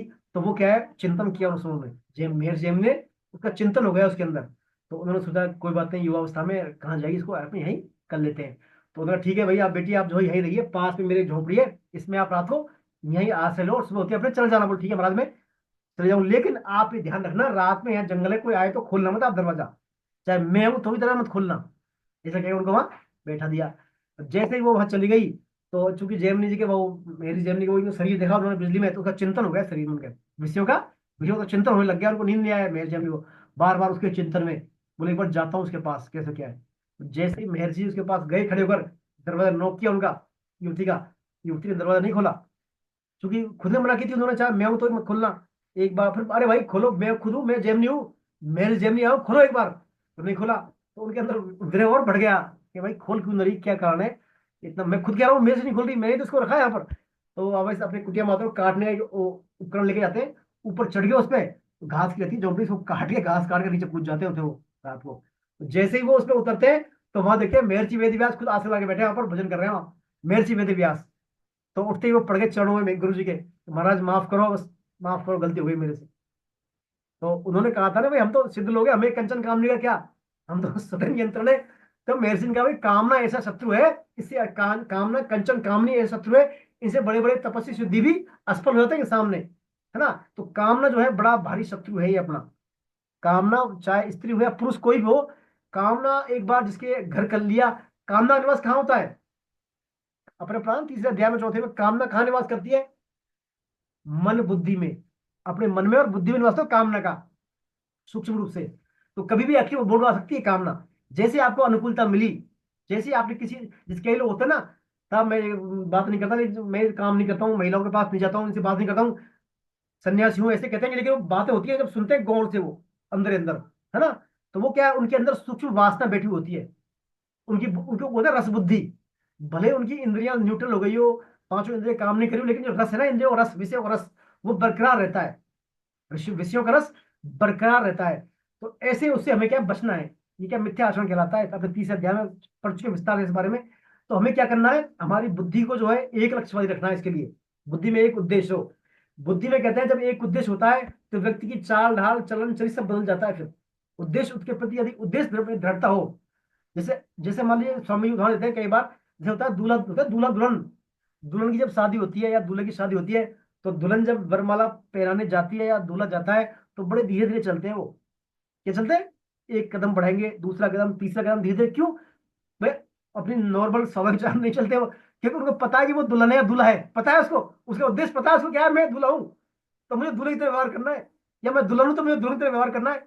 उद्देश्य क्या है, दृढ़ता, ऐसे हमारा यदि उद्देश्य दृढ़ होगा, मैं भगवान का भगवान मेरे, ये ध्यान रहेगा, तो निषिद्ध कर्म स्वतः ही नहीं होंगे हमारे से, फिर निषिद्ध कर्म हमारे से नहीं होंगे, फिर ये उद्देश्य ध्यान रहेगा, तो हमारा उद्देश्य दृढ़ रहेगा ना, मुझे बहुत प्राप्ति करनी है, मैं भगवान का भगवान मेरे, मुझे कोई निष्ठा आचरण नहीं करना है, ऐसा उद्देश्य दृढ़ बुद्धि एक लक्ष्य में रहेगी, तो हमसे हमारी चाल आचरण सब बदल जाएगा, फिर स्वतः ही बिल्कुल हमारे से नहीं होंगे फिर, है ना। तो बस इसे मेन बात है उद्देश्य, हमारा उद्देश्य के प्रति दृढ़ता हो, डेडिकेशन हो, तो ध्यान रखें बार बार, है ना। और वो उद्देश्य ध्यान रहेगा, बहुत कृपा से आप भगवान के सम्मुख रहे, भगवान का ज्यादा से ज्यादा भगवान का नामोच्चारण करें आप, है ना।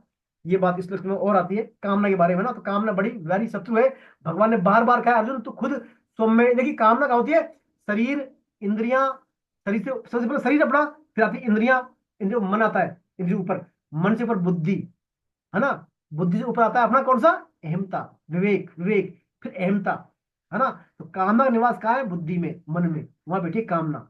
इंद्रिय शरीर तो बाद में, जब बुद्धि ने निर्णय कर लिया वे आज रसगुल्ले खाने, तो शरीर तो जाएगा अपने आप, फिर दौड़ेगा।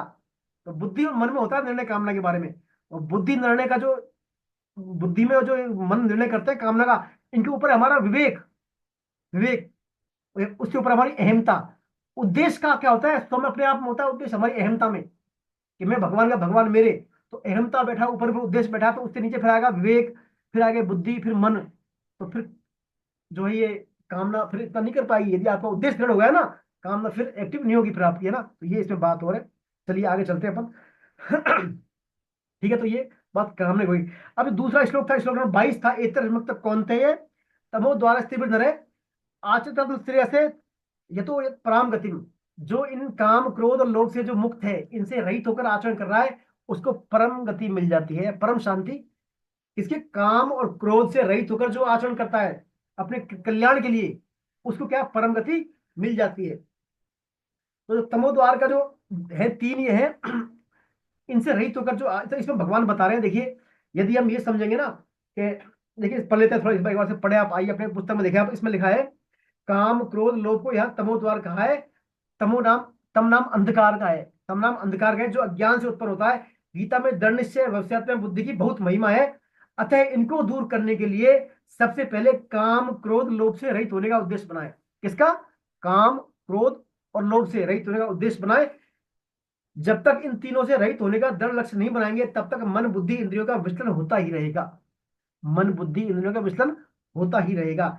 साधना करना और काम क्रोध लोभ की तरफ ध्यान देना तो सीढ़ियों का रास्ता है। हम साधना भी करें और काम क्रोध लोभ से बचने का काम भी करें, तो ये क्या सीढ़ियों का रास्ता है तो रास्ता भगवान का सीढ़ियों भाई। लेकिन अपने आप को भगवान का मानकर काम क्रोध लोभ के का त्याग का दृढ़ उद्देश्य बनाकर साधन करें, तो ये लिफ्ट का रास्ता है। वही राम को राम नाम भजे, भगवान का होकर भगवान का काम करना, ये तेज गति से वाला रास्ता है। भगवान का होकर भगवान का काम करना, हम क्या करते हैं, आश्रय हमारा संसार का है, भगवान नाम कर रहे हैं, सब काम रहे हैं, संसार का आश्रय है, तो उससे क्या सीढ़ियों वाला रास्ता है, धीरे धीरे धीरे उन्नति होगी। लेकिन मैं भगवान का भगवान मेरे, वही राम को नाम जपूं, ये बिगड़ी अनेक जन्म की सुधरे में आज, आपकी अनेक जन्म की बिगड़ी आज सुधर जाएगी, यदि आपने भगवान का होकर भगवान का नाम लिया। तो बात वही आती है बार बार, अहमता में, मैं भगवान का भगवान मेरे, ये बात है, खास बात ये रखना है अपने को, मैं भगवान का भगवान मेरे, 100 तालों की ये चाबी है बस, इससे कई समस्याओं का समाधान छिप जाएगा, हो जाएगा अपने आप, छिपा नहीं रहेगा फिर। मैं भगवान का भगवान मेरे, बस उद्देश्य के प्रति दृढ़ता आ गई, तो समस्याओं का समाधान स्वतः ही फिर होने लग जाएगा। ये इसमें बात है, और है ना। चलिए अब पढ़ते हैं अपन श्लोक नंबर, इस पर चर्चा कर लिया अपन ने, काफी लिखा है, सब आगे बातें। श्लोक नंबर 23 पढ़ेंगे, नरेंद्र पांडे जी सर, नरेंद्र सर पांडे जी, श्लोक नंबर 23 पढ़े आप। हरे कृष्णा सर। आप अपना कैमरा बंद रखते हैं, इसलिए मेरे को दिखते नहीं है, तो आपको मैं नाम ही नहीं ले पाता उस टाइम, इसमें कोई बातें आती है तब।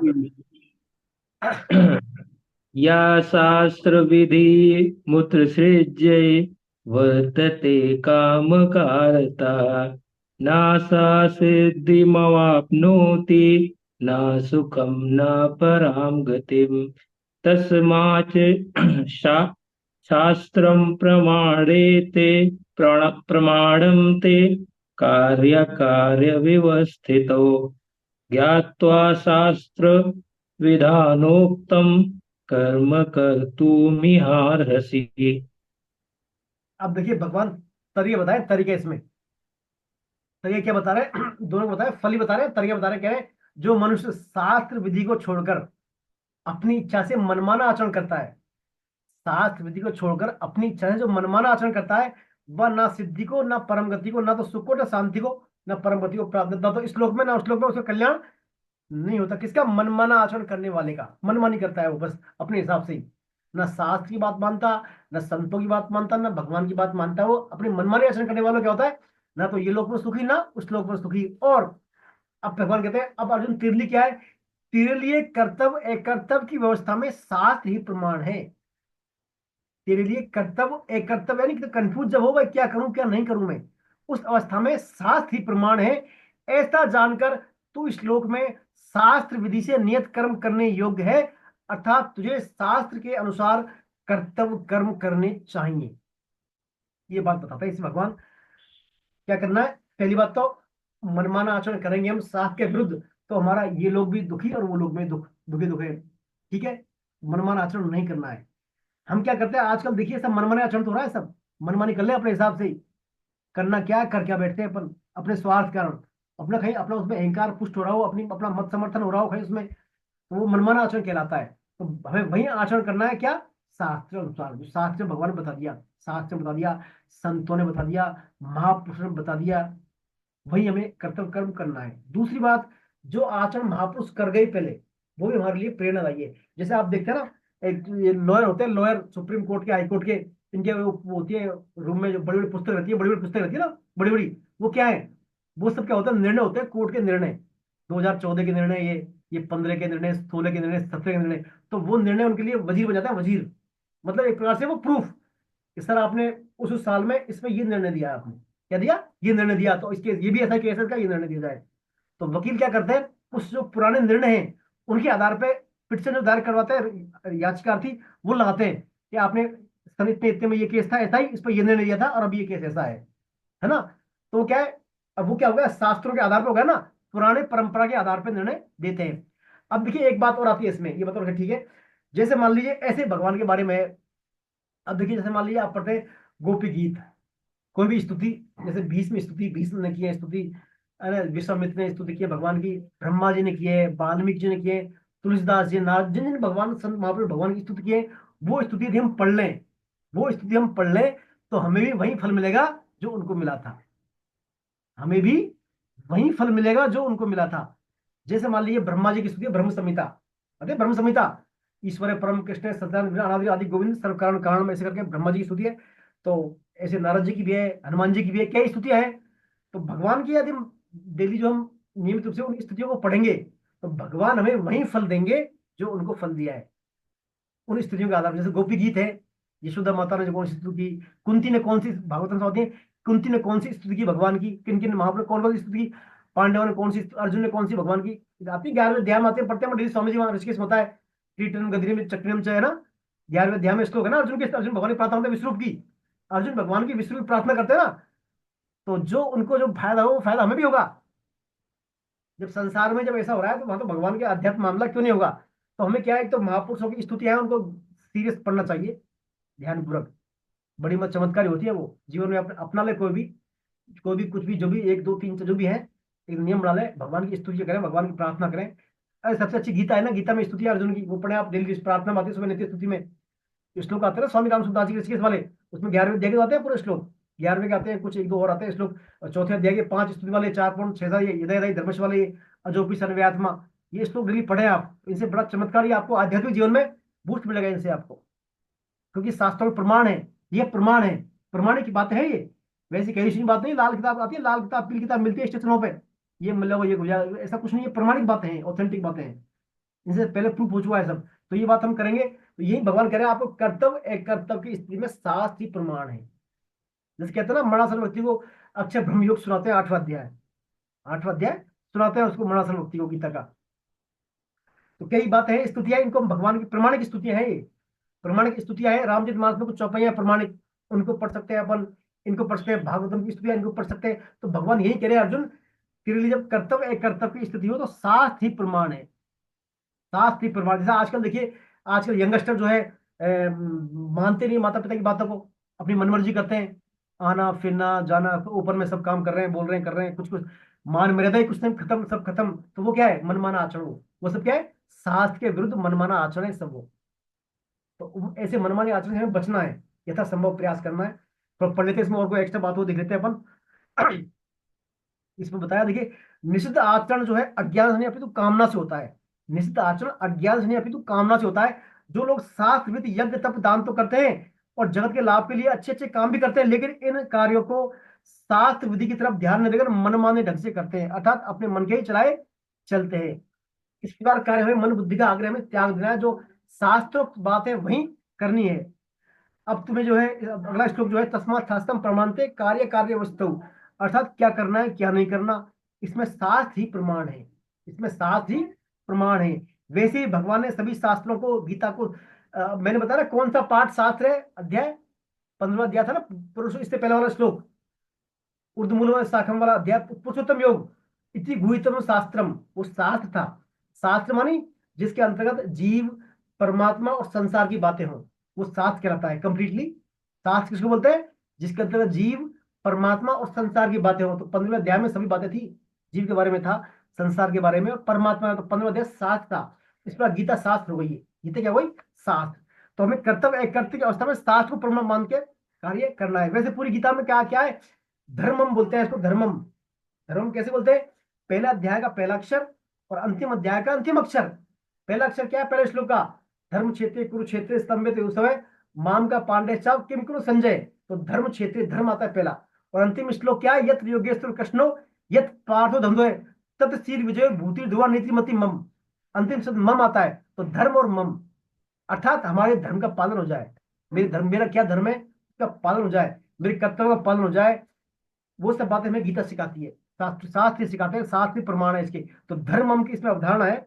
धर्मम के आधार पर अर्थात हमारा हर परिस्थिति में, हमारा चाहे हम विद्यार्थी हैं चाहे गृहस्थी हैं, जो भी जिस भी देश काल परिस्थिति में हमारा धर्म है उसकी पालना करें, बस उससे हमारा कल्याण हो जाता है। और इस प्रकार के जो है दूसरा इसमें आता है, देखिए खास बात इसमें अंतिम पैराग्राफ देखिए आप, कर्तव्य कर्तव्य में शास्त्र से भी अधिक महापुरुषों को आचरण प्रमाण मानना चाहिए।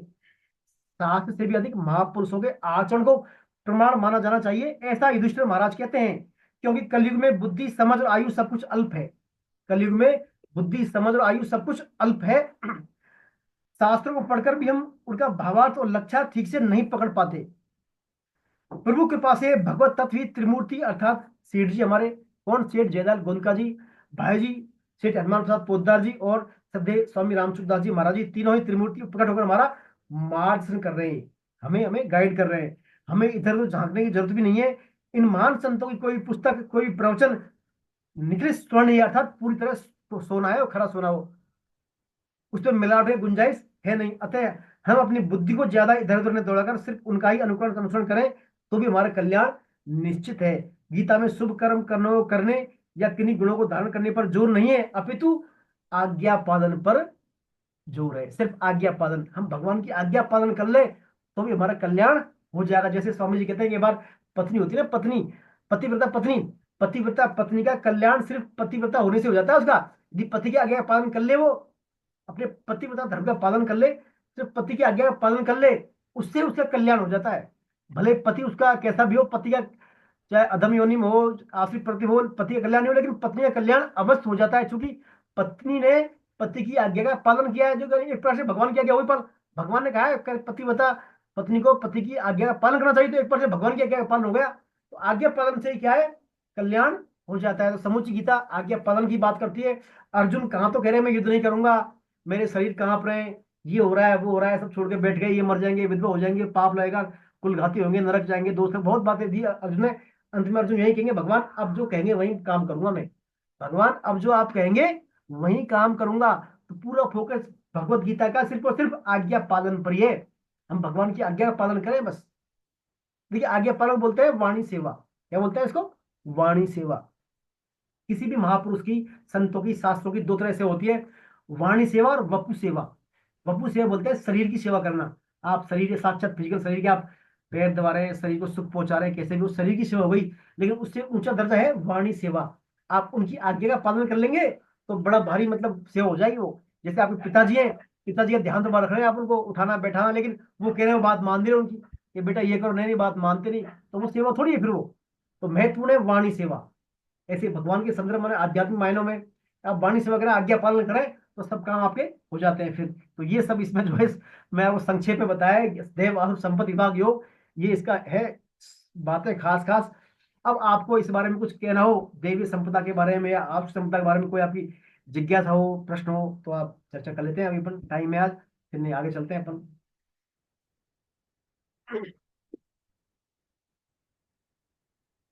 बोले किसी का कोई प्रश्न?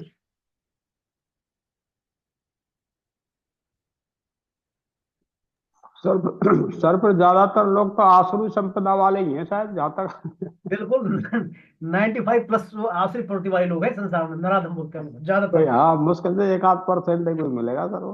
बिल्कुल बिल्कुल, कलयुग है, कलयुग में यही है ज्यादा, तो बोला बोला इनका। आप देखिए हमारी लोकसभाओं में, राज्यसभा में, विधानसभा में ज्यादातर ये तो बैठे हैं सब। आप देखें ज्यादातर पॉलिटिकल लोग, देखिए ज्यादातर कहाँ समझते हैं। एक बार आपको बताऊं, एक बार इंदिरा गांधी जब प्रधानमंत्री थी, इंदिरा गांधी जब प्रधानमंत्री थी, तो प्रभुपाद जी ने इंदिरा गांधी को पत्र लिखा था कि क्यों ने जो है आपके जो है लोकसभा में जो सदस्य हैं सबको एक बार ब्राह्मण दीक्षा का कोर्स करवाया जाए। इसको होती है ब्राह्मण दीक्षा, उसमें क्या है, समूची गीता का अध्ययन होता है, भागवतम का, और भक्ति रसामृत सिंधु का, और एक आता है उपदेशामृत और ईशोपनिषद, कुछ 4-5 पुस्तकों का अध्ययन होता है उसमें दीक्षा में, कि वहां तक का जो है एक बार दीक्षा का फॉलो करवाया जाए, ऐसा नियम बनाया जाए। लेकिन इंदिरा गांधी ने उसको क्या है, खोल के रखी दिया उसको कोई रिप्लाई नहीं आया आज तक उसका। तो यदि ये जो सब बातें पढ़ लें सभी लोग एक बार, तो जो सिंसियर लोग हैं तो काफी हद तक मतलब जीवन में परिवर्तन आ सकता है, उनके में परिवर्तन आ सकता है। लेकिन अब जो है कलयुग है, तो भिन्न भिन्न प्रकार से आप देखिए बांग्लादेश में क्या हो रहा है, बांग्लादेश हो चाहे और देखिए आप कोई यूक्रेन इसराइल का देखिए, इसराइल फिलिस्तीन का, सब क्या है, सब आपसी प्रति, सब कहीं जमीन के लिए लड़ रहे हैं, कहीं कंचन, कंचन कामनी, दो ही कंसेप्ट है बस लड़ने के। कहीं प्राकृतिक संसाधनों पर अपना आधिपत्य चाहते हैं, भाई मुझे मिल जाए सब सोर्स, हो गए प्राकृतिक संसाधन सोर्स मुझे मिल जाए, इस एरिया पर मेरा हो जाए कवर, मेरा अधिकार हो जाए, सब कुछ यही है पूरा संसार में भी, सब आपसी प्रवृत्ति वाले लोग हैं, लेकिन कल्याण इनसे होता नहीं। तो ये तो सब चलता सर रहेगा। ये जी चेतन महाप्रभु का ये जी। शिक्षाष्टक है, दूसरा श्लोक है, हाँ जो भगवान ने खुद कहा है। जी वो आपके जो आज आपने पढ़ाया है उसके जी रिलेटेड कुछ बात है, तो अगर आप लोग जी सुनना जी, चाहें अरे तो मैं बिल्कुल सुना। बिल्कुल सर, बोले सर, बोले बिल्कुल। नाम नाम नाम करी बहुधा, निज सर्व शक्ति अर्पिता, नियमिता स्मरेण न काले, एतादृशी तब कृपा भगवान ममापि, दुर्देव मीदृतम मी जाने नानुराग। हे भगवान, आपने कृष्ण, राम, नारायण, मुकुंद आदि अनेक नाम प्रकाशित किए हैं, उन सब में अपनी संपूर्ण शक्ति अर्पण कर दी है, फिर उनके स्मरण कीर्तन करने में देश कालादि का कोई भी नियम नहीं है। हे करुणामय, आपकी ऐसी कृपा, और मेरा ऐसा दुर्भाग्य है कि मेरा आपके श्री नाम में अनुराग ही उत्पन्न नहीं हुआ है। बिल्कुल बिल्कुल बिल्कुल। इसका सारार्थ संगनी टीका भक्त भावाविष्ट श्री मन महाप्रभु ने उक्त श्लोक नाम ग्रहणकारी साधकों को ही लक्ष्य करके कहा है। श्री भगवान ने जीवों पर कृपा करने के लिए अपने अनेक नाम प्रकाशित किए हैं। उनमें विभिन्न रुचि होने से जिस साधक भक्त को जो भी श्री नाम प्रिय लगे उसी को वह ग्रहण कर सके। सब में संपूर्ण शक्ति है, कोई कम नहीं है, सबकी समान महिमा है। विशेष कृपा यह है कि उनके किसी भी श्री नाम के ग्रहण करने में पवित्रता अपवित्रता, अवस्था, देश एवं काल का कोई नियम नहीं है। हर अवस्था में, हर जगह और हर समय उनका श्री नाम ग्रहण करने से अभिष्ट फल की प्राप्ति हो जाएगी। परंतु बहिर्मुख जीवों को ऐसा महान दुर्भाग्य है कि उनकी रुचि श्री नाम में होती ही नहीं है। और इस श्लोक में अनुराग शब्द का अर्थ है प्रेम। अर्थात श्री महाप्रभु ने कहा है कि सबसे बड़ा दुर्भाग्य यह है कि श्री नाम ग्रहण करने पर भी सबको श्री नाम का परम फल कृष्ण प्रेम नहीं प्राप्त होता है। श्री नाम और नामी श्री कृष्ण से सर्वथा अभिन्न है। श्री कृष्ण की भात उनके श्री नाम में प्रेम प्रदान करने की पूर्ण समर्थ है। अतः एक बार ही श्री नाम से, नामाभास से ही अनंत पाप का नाश हो जाता है, किंतु अनेक बार अनेक काल जीवन भर श्री नाम संकीर्तन करने पर भी श्री नाम का मुख्य फल कृष्ण प्रेम प्राप्त नहीं हो पाता है, ऐसा प्रायः देखा जाता है। इसका एक विशेष कारण है कि देश कालादिक का श्री नाम ग्रहण करने में कोई नियम न रहने पर भी साधक के चित्त की एक विशेष अवस्था की प्रयोजनता है। श्री नाम ग्रहण करने में किस भाव में अवस्थित होकर, ये महत्वपूर्ण बात है कि किस भाव में अवस्थित होकर श्री नाम ग्रहण करने से उनके मुख्य फल कृष्ण प्रेम की प्राप्ति की जा सकती है, उसे श्रीमन महाप्रभु तीसरे श्लोक में प्रकाशित करते हैं। तृणादपि सुनिचेन तरोरिवि सहिष्णुनाम अमानिनाम मानदेन कीर्तनियाम सदा हरि। श्री महाप्रभु ने कहा कि तृण से भी अधिक नीच होकर के, तब भांति सहनशील होकर, अपने लिए मान प्रतिष्ठा की इच्छा न कर, दूसरों को मान देने वाला होकर श्री हरि नाम का कीर्तन करना चाहिए। ये मतलब जो है उन्होंने रास्ता बताया है। बहुत सुंदर बताया आपने महाप्रभु के बारे में। शिक्षा अष्टक में देखिए दूसरा श्लोक है, नाम जी नाम अकाली बहुधा निज सब शक्ति जी तत्ता स्मरण काले। भगवान ने जी भिन्न भिन्न रूपों में अपनी नाम अपनी शक्ति जो है, भगवान की अपनी शक्ति भिन्न भिन्न रूपों नाम रूप में धर दी है। जी राम जी कृष्ण जो भी नाम आप लें, जो चल गए, बस उनका आप नियमित स्मरण करें। तो चैतन्य महाप्रभु कहते हैं भगवान मेरा आपके नामों से अनुराग हो जाए। ऐसा कब होगा? आप कृपा कब करेंगे? तब आपके नाम में मेरा अनुराग हो जाए। वही बात जो है सर ने आपको थोड़ा समझाए बताइए। तो कहने का तात्पर्य भगवान के नाम में और भगवान में कोई अंतर नहीं है। जी जी आप एक जब करते हैं ना, हरे कृष्ण कृष्ण कृष्ण हरे हरे, कृष्ण हरे राम राम राम हरे हरे, ये जब कर रहे हैं और आपके मन में कुछ चल रहा है ना, तो फिर क्या है? सही नहीं है वो फिर, हालांकि भगवान नाम का तो उभर ले रहे हैं आप, लेकिन जब कहते हैं जैसे भगवान का नाम उच्चारण करते हैं आप, तो सुनना चाहिए आपको, कान में पड़नी चाहिए, ध्यान में रहना चाहिए। ध्यान में नहीं रहेगा तो फिर उससे क्या है, जो आपको फायदा होना चाहिए वो फायदा नहीं होगा फिर। नहीं हो रहा। हाँ, सुनना, श्रवण श्रवण। आप देखिए संसार है वो कहाँ में, कोई संसार है। मान लिया अपने बेटे से कहते हैं बेटा एक गिलास पानी लेके आना, बेटा एक गिलास पानी लेके आओ, बेटा नहीं लाया, फिर दोबारा कहा बेटा पानी लेके आना, नहीं लाया, फिर क्या कहेंगे? बेटा सुन नहीं रहा क्या? बेटे सुन नहीं रहा क्या? सुना नहीं उसने। तो जब तक सुना नहीं काम नहीं हुआ। आप भगवान का नाम तो ले रहे हैं, उसको कानों में सुन ही नहीं रहे, तो काम कैसे होगा फिर? जो संसार में काम नहीं हो रहा बिना सुने, तो वहां पर परमात्मा में काम कैसे होगा? तो थोड़ा ये है इसमें, आप नाम को सुने, कंसंट्रेट होगा उसमें नाम को। कहते हैं भगवान जब ऐसा कहते हैं महाप्रभु, जब आप नाम लेते हैं तो भगवान आपकी जिभा पर विराजमान रहते हैं, भगवान पास में रहते हैं आपके। और जब पास में है आपके और आपका चिंतन और कहीं लग रहा है, नाम ले रहे हैं चिंतन और कहीं है, तो भगवान कहेंगे यार मैं तो यहाँ खड़ा हूँ उसके पास, आगे आज का ध्यान वहां है इसका, चल जाते हैं भगवान फिर, है ना। तो भगवान का जब आप नाम जब करें तो कान से सुने उसको ध्यान पूर्वक, तभी उसका यथोचित जो है फायदा होता है आपको। वैसे भगवान का नाम तो है तो फायदेबल, लेकिन जो फायदा होना चाहिए यथा योग्य फायदा, तभी होगा, कंसंट्रेट होगा वही जब वही भगवान। आपने जो अभी सीढ़ी और लिफ्ट वाला जो उदाहरण दिया हाँ सर। हाँ, भगवान का होकर भगवान करेंगे ना, जी होनी जी राम को नाम जपी, बस भगवान का होकर मैं भगवान का भगवान, मेरी ये धारणा तो अब रखनी है बेसिक। ये तो बेसिक कंसेप्ट है आपका जी आध्यात्मिकता का। जी इसके जी बिना फिर आगे की यात्रा आपकी क्या अधूरी है फिर, है ना। तो सबसे पहला है हे नाथ मैं आपको भूलू नहीं, जब तो महाराज जी कहते हैं बार बार हे नाथ हे मेरे नाथ मैं आपको भूलू भूलू नहीं, नहीं। बस जी याद तभी रहेंगे भगवान कृपा से ही, है ना। तो ये बात ध्यान रखें आप। और बाकी जो है मेन कामना आपकी, चिंतन सब से फिर सेट हो जाएंगे सब। आप भगवान का होकर भगवान का काम करेंगे तो सब काम फिर अपने आप जो है आपके वैसे हो जाते हैं। ये इसमें और थोड़ी बात थी। और कोई बोलना चाहेंगे इस बारे में?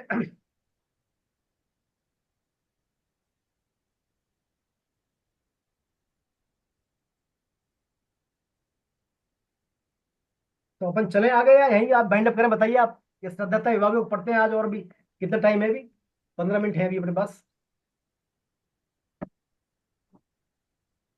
या तो इसी का रिवीजन करा दो सर दोबारा, और तो क्या है।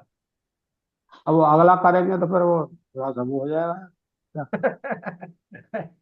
मैं इसमें तो चार आपने श्लोक पूछे ना। हो जाएंगे। जी, क्या बोल रहे हैं? 4 श्लोक हो जाएंगे भैया जी। और क्या इंदिरा जी, मैं समझा नहीं क्या कह रही हैं? मैं कह रही है अगले अध्याय के भी 2 3 4 श्लोक हो सकते हैं अभी। चलिए अपन चर्चा करते हैं, अगले अध्याय में चर्चा कर लेते हैं। देखिए अगला जो अध्याय है, अभी तो एक बार देखिए अपन जो है इसमें सुखबीर जैसा कह रहे हैं, एक बार फिर से मैं आपको बताता हूँ देवासुर संपत्ति विभाग के बारे में। देखिए देवासुर संपत्ति विभाग योग में भगवान ने क्यों बोला, पहले तो आप बताइए क्यों बोला देवासुर संपत्ति विभाग, क्यों बोला भगवान ने? मालूम है आपको क्यों बोला भगवान ने देवासुर संपत्ति विभाग योग? अर्जुन के पूछने पर बोला या खुद ही शुरू किया था? ये देवासुर संपत्ति विभाग अर्जुन के पूछने पर बोला भगवान ने, खुद ने शुरू किया था? बताइए। खुद ही ने बताया सर, खुद ही ने हाँ, बताया। खुद ही ने खुद ही बताया था ने। उन्होंने। जी। है ना, खुद ही ने बताया था। खुद ही ने बताया और हाँ, अपनी अच्छाई बुराई दोनों को आइडेंटिफाई करने के लिए बताया। जी जी, ये 7वें अध्याय और 9वें अध्याय में भगवान ने बोला ना इस बारे में, है जी ना। जी। आप आसुरी प्रति और देव में पहले बोला, लेकिन अर्जुन वहां पकड़ नहीं पाया बात को, बात अधूर रह गई थी। तो भगवान ने उस बात को आगे बढ़ाने की शुरुआत किया था। भगवान ने कहा 2 तरह की संपत्ति होती है सृष्टि में, आसुरी और देवीय। आसुरी प्रवृत्ति में बताए 6 लक्षण, कौन कौन से? दंभो दर्पो अभिमानश्च, क्रोधः पारुष्यमेव च। दंभ, दर्प, अभिमान, क्रोध और कठोरता और अविवेक का होना, 6 संपदा है आसुरी प्रवृत्ति। और 26 लक्षण बताए देवीय संपदा के। कौन कौन से? कौन कौन सा? अभयम सत संशुद्धिर, अभयम मानी निडर, संत संशुद्धिर ज्ञान योग अवस्थित, ज्ञान योग के लिए ज्ञान में स्थित होना। दानन दमस्य यज्ञस्य, दान इंद्रियों का दमन, यज्ञ। स्वाध्याय तप, आर्जवम स्वाध्याय और आर्जवम। सत्यम अहिंसा, अहिंसा सत्यम अक्रोधस, अहिंसा सत्य बोलना, अक्रोध करना क्रोध नहीं करना। अहिंसा सत्यम अक्रोध। त्याग शांति परशुरम, त्याग शांति और अपरशुरम यानी चुगली नहीं करना। और फिर तीसरा श्लोक बोला, धति क्षमा तेज शौचम, धति क्षमा शौचम, है ना। और इसके अलावा फिर मार्दव ही चापलम, मार्दवम चंचलता का नहीं होना। इस प्रकार 26 लक्षण भगवान ने बोले थे देवी संपदा के बारे में, और 6 लक्षण आसुरी संपत्ति के बारे में। तो भगवान ने कहा था कि देवी संपत्ति किसके लिए है? मोक्ष के लिए। और आसुरी संपत्ति बंधन के लिए। देवी संपत्ति तो मोक्ष के लिए पढ़ लिया अपने, 26 लक्षण पढ़ लिए डिटेल में। इसके बाद फिर भगवान कहते हैं आसुरी संपत्ति के बारे में। आसुरी संपत्ति वाले लोग जो है ये नहीं जानते क्या करना है क्या नहीं करना। वर्तिंच निवृत्तिंच जनान भी दुरासुरा, ने सोचना भी चाचारो सत्यम न सत्यम तेषु विद्यते। वो क्या है? सत्य, मर्यादा, नैतिकता को स्थान देते नहीं अपनी दिनचर्याओं में।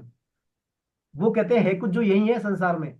उनके केंद्र में काम होता है, कामना, भोग, संग्रह में लगे रहते हैं वो।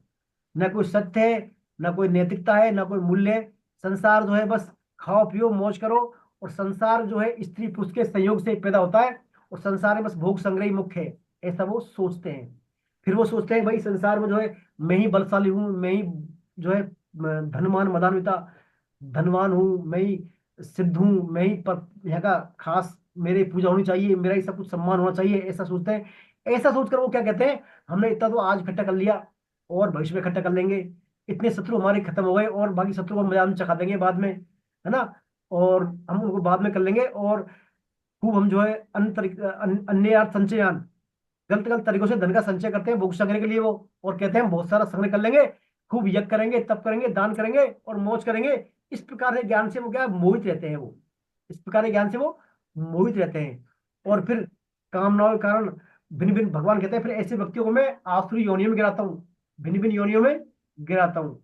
वहां पर भी जैसे नहीं होते उनके, शुद्ध नहीं होते, तो और भी अधम नरकों में उनको मैं गिराता हूँ। लेकिन जब मनुष्य योनि में आकर ऐसी आसुरी प्रवृत्तियों को धारण करता है तो वो क्या बताया उसको? नराधम, ऐसा नराधम बताया। नराधम बताने के बाद फिर भगवान कहते हैं इसमें, इसके बाद फिर अर्जुन के मन में आता है भाई क्यों होता है पाप कर्म, क्यों करते हैं, क्यों करते हैं? तो फिर कहते हैं भगवान काम क्रोध और लोभ 3 नरक के दरवाजे हैं, इनका आश्रय लेने के कारण ये पाप कर्म करते हैं।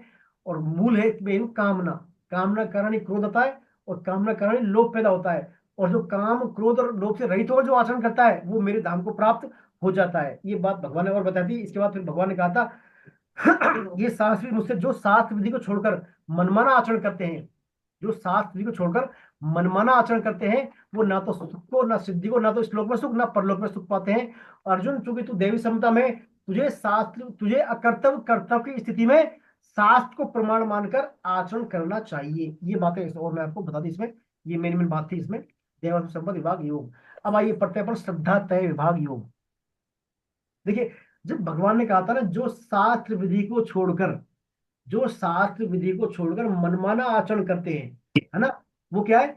ना तो श्लोक में सुखी, ना परलोक में सुखी, ना शांति मिलती उनको। तो शास्त्र विधि को छोड़कर मनमाना आचरण करना, तो यहां से क्या है? अगले अध्याय की नींव पड़ती है। अर्जुन मतलब जिज्ञासा किया भगवान जो शास्त्र विधि का छोड़कर जो मनमाना आचरण कर रहे हैं उनकी श्रद्धा कैसी होगी आप में? फिर उनकी आप पे श्रद्धा कैसी होगी? ये जब बात कही ना भगवान ने कि शास्त्र विधि को छोड़ दिया, ठीक है, शास्त्र को नहीं माना और मनमाना आचरण कर लिया अपने मन से, तो यदि कोई ऐसा कर रहा है तो उसकी फिर आप में श्रद्धा कैसे होगी भगवान? श्रद्धा, तो वहां फिर नींव पड़ती है श्रद्धा तय विभाग योग। भगवान करते हैं श्रद्धा तय विभाग योग की शुरुआत। आइए अपन एक बार भूमिका पढ़ते हैं इसकी एक बार अपनी पुस्तक के आधार पर। श्रद्धा तय विभाग योग, गुणों के आधार पर 3 तरह की श्रद्धा होती है। देखिए अपने गुण पढ़े ना, सत्वगुण, रजोगुण, तमोगुण, ऐसे श्रद्धा भी तीन तरह की होती है, ऐसे कर्ता भी तीन तरह के होते हैं, दान भी तीन तरह का होता है, यज्ञ भी तीन तरह के होते हैं, तब भी तीन तरह के, सब कुछ तीन तरह के हैं आगे। अब आने वाले 2 अध्यायों में सब कुछ तीन तरह के चलेंगे, सात्विक, राजसिक और तामसिक। आपके आहार, खाना पीना, कर्म करना, है ना, यज्ञ करना, भजन करना, बोलना, तपस्या करना, सब कुछ तीन तरह के चलेंगे। अब आगे डीप चलेगा थोड़ा भी। सात्विक, राजसी और तामसिक श्रद्धा भी तीन तरह की आपकी होगी, सात्विक, राजसिक और तामसिक। अपनी श्रद्धा को पहचान कर राजसी तामसी श्रद्धा का त्याग करके हम सात्विक श्रद्धा को ग्रहण करें तो भगवान के साथ नित्य श्रद्धा का, नित्य हमारा संबंध हो जाता है। किससे? सात्विकता से। देखिए तीन गुण जो है, सात्विक, राजसी, तामसी में भगवान के निकट ले जाने वाला कौन है? सात्विक। भगवान के निकट किसे जाते हैं हम? सात्विकता से। लेकिन हमको भगवान के निकट जाकर सात्विकता को छोड़ना पड़ेगा, सात्विकता को भी छोड़ना ही पड़ेगा। भगवान क्या है? गुणातीत, गुणों से परे। भगवान तो गुणों से परे। जैसे आप मान लीजिए कमरे की झाड़ू लगा रहे हैं आपके ना, झाड़ू आपके हाथ में, कमरे की झाड़ू दी, कमरा साफ हो गया, तो जब कमरे में वापस आएंगे आप तो झाड़ू लेकर आएंगे क्या? फिर झाड़ू की जरूरत नहीं है आपको, झाड़ू को रख दो, फिर आप आ जाओ साफ कमरे में। ऐसे हमारे अंदर जो सब कलमश है, गुण है, सब पूरे सब खत्म हो गए सतगुण के द्वारा, सतगुण के माध्यम से। तो फिर क्या, सतगुण की भी जरूरत नहीं है आपको, फिर सतगुण की भी आपको जरूरत नहीं है। तो हमें हमारी श्रद्धा के द्वारा आइडेंटिफाई करना है हमारे अंदर सात्विकता ज्यादा है, तामसिकता है, राजसिकता। ये जानने के बाद क्या करना है? राजसी और तामसी जो एलिमेंट है उनको हमें क्या है? दूर करना है सात्विकता के माध्यम से। सात्विकता माध्यम दूर करना है, दूर कर फिर हमें परमात्मा की निकटता का अनुभव करना है। ये बात इसमें आती है। तो हमें क्या करना है? इसमें लिखा है अपनी श्रद्धा को पहचान करके राजसी तामसी श्रद्धा का त्याग करके हम सात्विक श्रद्धा को ग्रहण करें तो भगवान के साथ नित्य संबंध का अनुभव हो जाएगा। इसलिए इस अध्याय का नाम श्रद्धा त्रय विभाग योग रखा है। जैसे स्वयं के होने में अटूट विश्वास है, ऐसा ही विश्वास हमें भगवान पर हो जाए, उसी का नाम श्रद्धा है। श्रद्धा किसका नाम है? अटूट विश्वास। हम हैं ऐसे भगवान भी हैं, ऐसा अटूट विश्वास हो जाए तो उसी का नाम है श्रद्धा। श्रद्धा अध्यात्म का मूल है। देखिए 8 या 9 चीज आती है, मैं ध्यान श्लोक में, आदो श्रद्धा ततो साधु संगा। आपके अध्यात्म में शुरुआत चीज श्रद्धा है। आप में श्रद्धा होगी तो ही बात आगे बढ़ेगी। आपकी से गीता में श्रद्धा है तो गीता क्लास में आ रहे हैं आप यहाँ, श्रद्धा है तभी तो आ रहे हैं गीता क्लास में। श्रद्धा नहीं होती गीता में क्यों आते आप? तो श्रद्धा बेसिक कंसेप्ट है शुरुआत का। शुरुआत चलो श्रद्धा, आदो श्रद्धा ततो साधु संगा। दूसरा आता है साधु संग, यानी आपके ऐसे सिमिलरिटी विचार वालों के संग, जो आपकी श्रद्धा वाले, आपकी ये श्रद्धा है उनकी है, उनका संग। हमने कह दिया सभी गीता पढ़ने वाले हैं अपने, हम सभी क्या है? गीता के साधक है। तो आदो श्रद्धा तो साधु संगा। फिर इसके बाद और आते हैं, अनर्थ निवृत्ति आता है, और फिर इसमें रुचि आता है, और कई बातें आती है उसमें। लास्ट में आता है भगवत प्रेम, 8वें नंबर पे भगवत प्रेम। तो भगवत प्रेम प्राप्त करने के लिए पहले श्रद्धा क्रिएट करनी होगी, बिना श्रद्धा के भगवत प्रेम हमें नहीं मिलेगा। तो श्रद्धा अध्यात्म का मूल है। श्री नाभाजी ने भक्ति मनाने के श्रृंगार हेतु श्रद्धा को इत्र और फुलेल के रूप बताया है। देखिए नाभाजी ने जब भक्तमाल लिखा था ना, भक्तों की चलती कहानियां, तो उसमें नाभाजी ने क्या बताया? भक्ति महाराज के श्रृंगार के लिए इत्र का रूप हुआ कौन है? श्रद्धा। भक्ति को हमें श्रद्धा के द्वारा लगाते हैं, अर्थात श्रद्धा से भक्ति महकती है। हमारी भक्ति श्रद्धा से ही महकती है। अपनी श्रद्धा को सात्विक श्रद्धा में बदलने के लिए साधक को निम्नलिखित बातें दृढ़ता से मान लेनी चाहिए। क्या क्या? सबसे पहली श्रद्धा है भगवान है। क्या है? भगवान है। अभी ये तो अपने है ही, हमें इसलिए तो बैठे हैं यहाँ पर, भगवान है। दूसरी बात है भगवान को प्राप्त किया जा सकता है। और तीसरी क्या है? स्वयं के प्रति श्रद्धा, अर्थात अपने को अनाधिकारी नहीं माने, क्योंकि साधन से हम योग नहीं बने हैं, भगवान की कृपा से हम योग हैं ही। समझिए ना, भगवान है, भगवान को प्राप्त किया जा सकता है, और हम अनाधिकारी नहीं है, हम अधिकारी है भगवत प्राप्ति के। अधिकारी है तभी तो भगवत कृपा है हमारे ऊपर। ये बात हम, ये हमारी तीनों बातें माने। मैंने पिछली बार क्लास में चर्चा हुई थी, भगवान है, अभी है, सब में है, सर्वसमर्थ है, परम दयालु है, ठीक है, 6 बातें भगवान की। वही बातें इसमें दूसरी प्रकार से है। यदि हम कृपा में बुद्धि रूपी आड़ लगाई, यदि हमने भगवत की कृपा पर बुद्धि रूपी आड़ लगाई तो हम कृपा से वंचित रह जाएंगे। भगवान की कृपा के सब अधिकारी हैं, मैं भी उसके पूर्ण योग्य हूँ। श्रद्धा, विश्वास, कर्म और संस्कार, वासनाएं तीनों ही अन्योन्याश्रित हैं। अतः साधक अपनी श्रद्धा को पहचान कर अपने विभिन्न नियत कर्मों तथा यज्ञ, दान, तप इत्यादि को सात्विक भाव से करते हुए अपनी श्रद्धा को उन्नत करे। इस तरह उन्नत करते हुए अपनी श्रद्धा को परम ब्रह्म परमात्मा के स्वरूप ओम तत्सत में उन्नत करना और पुष्ट करना अति आवश्यक है। ओम तत्सत, ओम तत्सत ये जो मंत्र है, ये वेदों के 3 मंत्रों से लिए 3 अक्षर हैं। ओम, किसी भी कार्य को प्रारंभ में ओम का उच्चारण करते हैं, क्योंकि प्रणव ही ओम भगवान की विभूति है। भगवान का अपन कहते हैं नारायण नारायण नारायण, ओम भी भगवान की विभूति है, प्रणव भी भगवान की विभूति है। ओम तत् और सत, तत् मीन्स जो भी मैं कार्य कर रहा हूँ वो आपके लिए अर्पण है भगवान, आपके लिए अर्पण है तत्। और सत यानी वो अविनाशी है, शाश्वत। आपको अर्पण कर दिया सत हो गया वो, भगवान को अर्पण कर दिया सत हो गया फिर वो। उसको बोलते हैं ओम तत्सत। किसी भी कार्य की हम जनरली वैदिक परंपरा में, हमारे सनातनी हिंदू वैदिक परंपरा में किसी भी कार्य की समाप्ति बोलते हैं ओम तत्सत, यानी भगवान जो भी किया आपको अर्पण कर दिया और सत हो। ये क्या सत हो, सत है, सत हो जाए आपको अर्पण, सत हो जाएगा। ओम तत्सत बोलते हैं अपन। ओम भगवद्गीता का अध्याय खत्म होता है ना, ओम तत्सत इति श्रीमद् भगवद गीता तु उपनिषत्सु ब्रह्म विद्यायां योग शास्त्रे श्री कृष्ण संवादे अर्जुन विषाद योगो नाम प्रथमो अध्याय ओम श्री कृष्णार्पणमस्तु, ऐसे बोलते हैं ना अपन। उसमें लिखा है अपनी किसमें, पुस्तिका में, पुस्तिका होती है अध्याय के अंत में, इसमें भी होगी लिखा था 16 अध्याय के अंत में देखिए, ओम तत्सत इति श्रीमद् भगवद गीता सु उपनिषत्सु ब्रह्म विद्यायां योग शास्त्रे श्री कृष्ण संवादे देवासु संपत्ति विभाग योगो नाम षोडशोऽध्याय है। ओम तत्सत। तो ये क्या है, किसी भी हम कर्म करने में भगवान को समर्पित करते हैं ताकि वो सत हो जाए कर्म। ये इसमें बात थी। अब इसमें आती है कहानी, देखिए बहुत अच्छी कहानी है इसमें। कहानी सुने आप। दो ऊंची पहाड़ियों के बीच में रस्सी बांधकर एक नट रस्सी के सहारे एक पहाड़ी से दूसरी पहाड़ी के बीच आराम से चला जाता है। दो पहाड़ी होती है बड़ी बड़ी, ऊंची ऊंची में रस्सी बांध के, और नट जो है रस्सी बांध के चला जाता है। दोनों पहाड़ियों के बीच बहुत गहरी खाई थी, दोनों पहाड़ियों के बीच बहुत गहरी खाई थी। लोगों को बड़ा आश्चर्य होता। एक बार नट ने दर्शकों से कहा, आपको मेरी कला पर विश्वास है तो आप में से कोई मेरे कंधे पर बैठ जाए तो मैं उसको लेकर भी इस तरह जा सकता हूँ। कि आपको मेरी कला में से मेरे कंधे पे बैठ जाओ, रस्सी पर मैं ले जाऊंगा, विश्वास है तो सबको सांप सूंघ गया, मतलब कोई बोला ही नहीं, किसी को विश्वास नहीं था। फिर उसने अपने बच्चों से कहा तो बच्चा चट तैयार हो गया बच्चा। तो वह बच्चे को कंधे पर बिठाकर एक पहाड़ी से दूसरी पहाड़ी पर रस्ते के सहारे आराम से चला गया। तो ये क्या थी, बच्चों की विश्वास थी, बच्चों का अपने उसके प्रति, पिता के प्रति या श्रद्धा थी। तो ये है श्रद्धा। तो देखिए श्रद्धा के थी तभी तो बैठ गए वो, और श्रद्धा नहीं बैठे तो बिना श्रद्धा काम होता नहीं हमारा। बिना श्रद्धा हमारा भगवान से अटैचमेंट होता नहीं। ये श्रद्धा बहुत जरूरी है। श्रद्धा भक्ति का मूल है। श्रद्धा भक्ति में शुरुआती वो है। आपकी भक्ति का जो भक्ति रूपी पेड़ तभी लगेगा वो जब श्रद्धा रूपी उसमें सिंचन होगा, श्रद्धा होगी उसमें तभी वो लगेगा। आइए पहला श्लोक पढ़ लेते हैं अपन, इसमें करते हैं। और अब अर्जुन पूछना, देखिए इसमें मैंने कहा ना, आज जब भगवान ने कहा कि जो शास्त्र विधि को छोड़कर मनमाना आचरण करते हैं, उनकी मनमाना आचरण करते हैं वो ना तो इस श्लोक में सुखी ना उस श्लोक में सुखी। तो अब अर्जुन का प्रश्न यहीं से आ रहा है। अर्जुन क्या बोल रहे हैं, पढ़िए। कौन पढ़ेंगे पहला श्लोक, कौन पढ़ेंगे पहला श्लोक? इंदिरा जी है? इंदिरा जी आप पढ़े पहला श्लोक, शुरुआत आपसे करते हैं। चलिए मैं पढ़ता हूं फिर। अर्जुन उवाच ये शास्त्र विधि मुत्सृज्य अर्जुन यन्ते, ये शास्त्र विधि मुत्सृज्य यन्ते श्रद्धयान्विताः तेषां निष्ठा तु का कृष्णे सत्वमाहो रजस्तमः। यजन्ते श्रद्धयान्विताः तेषां हे कृष्ण जो शास्त्र विधि को त्याग करके, हे कृष्ण जो शास्त्र विधि का त्याग करके श्रद्धा पूर्वक देवता आदि का पूजन करते हैं, उनकी निष्ठा फिर कौन सी है? शास्त्र विधि का त्याग कर, वहां तो मनमाना आचरण करने की बात कही, भगवान ये कह रहे हैं शास्त्र विधि त्याग, लेकिन आप भी कर रहे हैं, देवताओं कर रहे हैं, तो उनकी निष्ठा कौन सी होगी? कृष्ण ये मेरे को बताएं, उनकी कौन सी निष्ठा होगी? सात्विक होगी, राजसी होगी या तामसी होगी? तो यहाँ पर बताया देखिए, जितने भी यज्ञ तप दान करते हैं तो वो क्या है, सब इसके अंदर आएगा। यंते श्रद्धयान्विता। शास्त्र विधि का त्याग तीन तरह से हो सकता है। अज्ञता के द्वारा, मतलब हमारी अनजानेपन के द्वारा, उपेक्षा कर दे हम, चला के उपेक्षा, और या विरोध करें हम।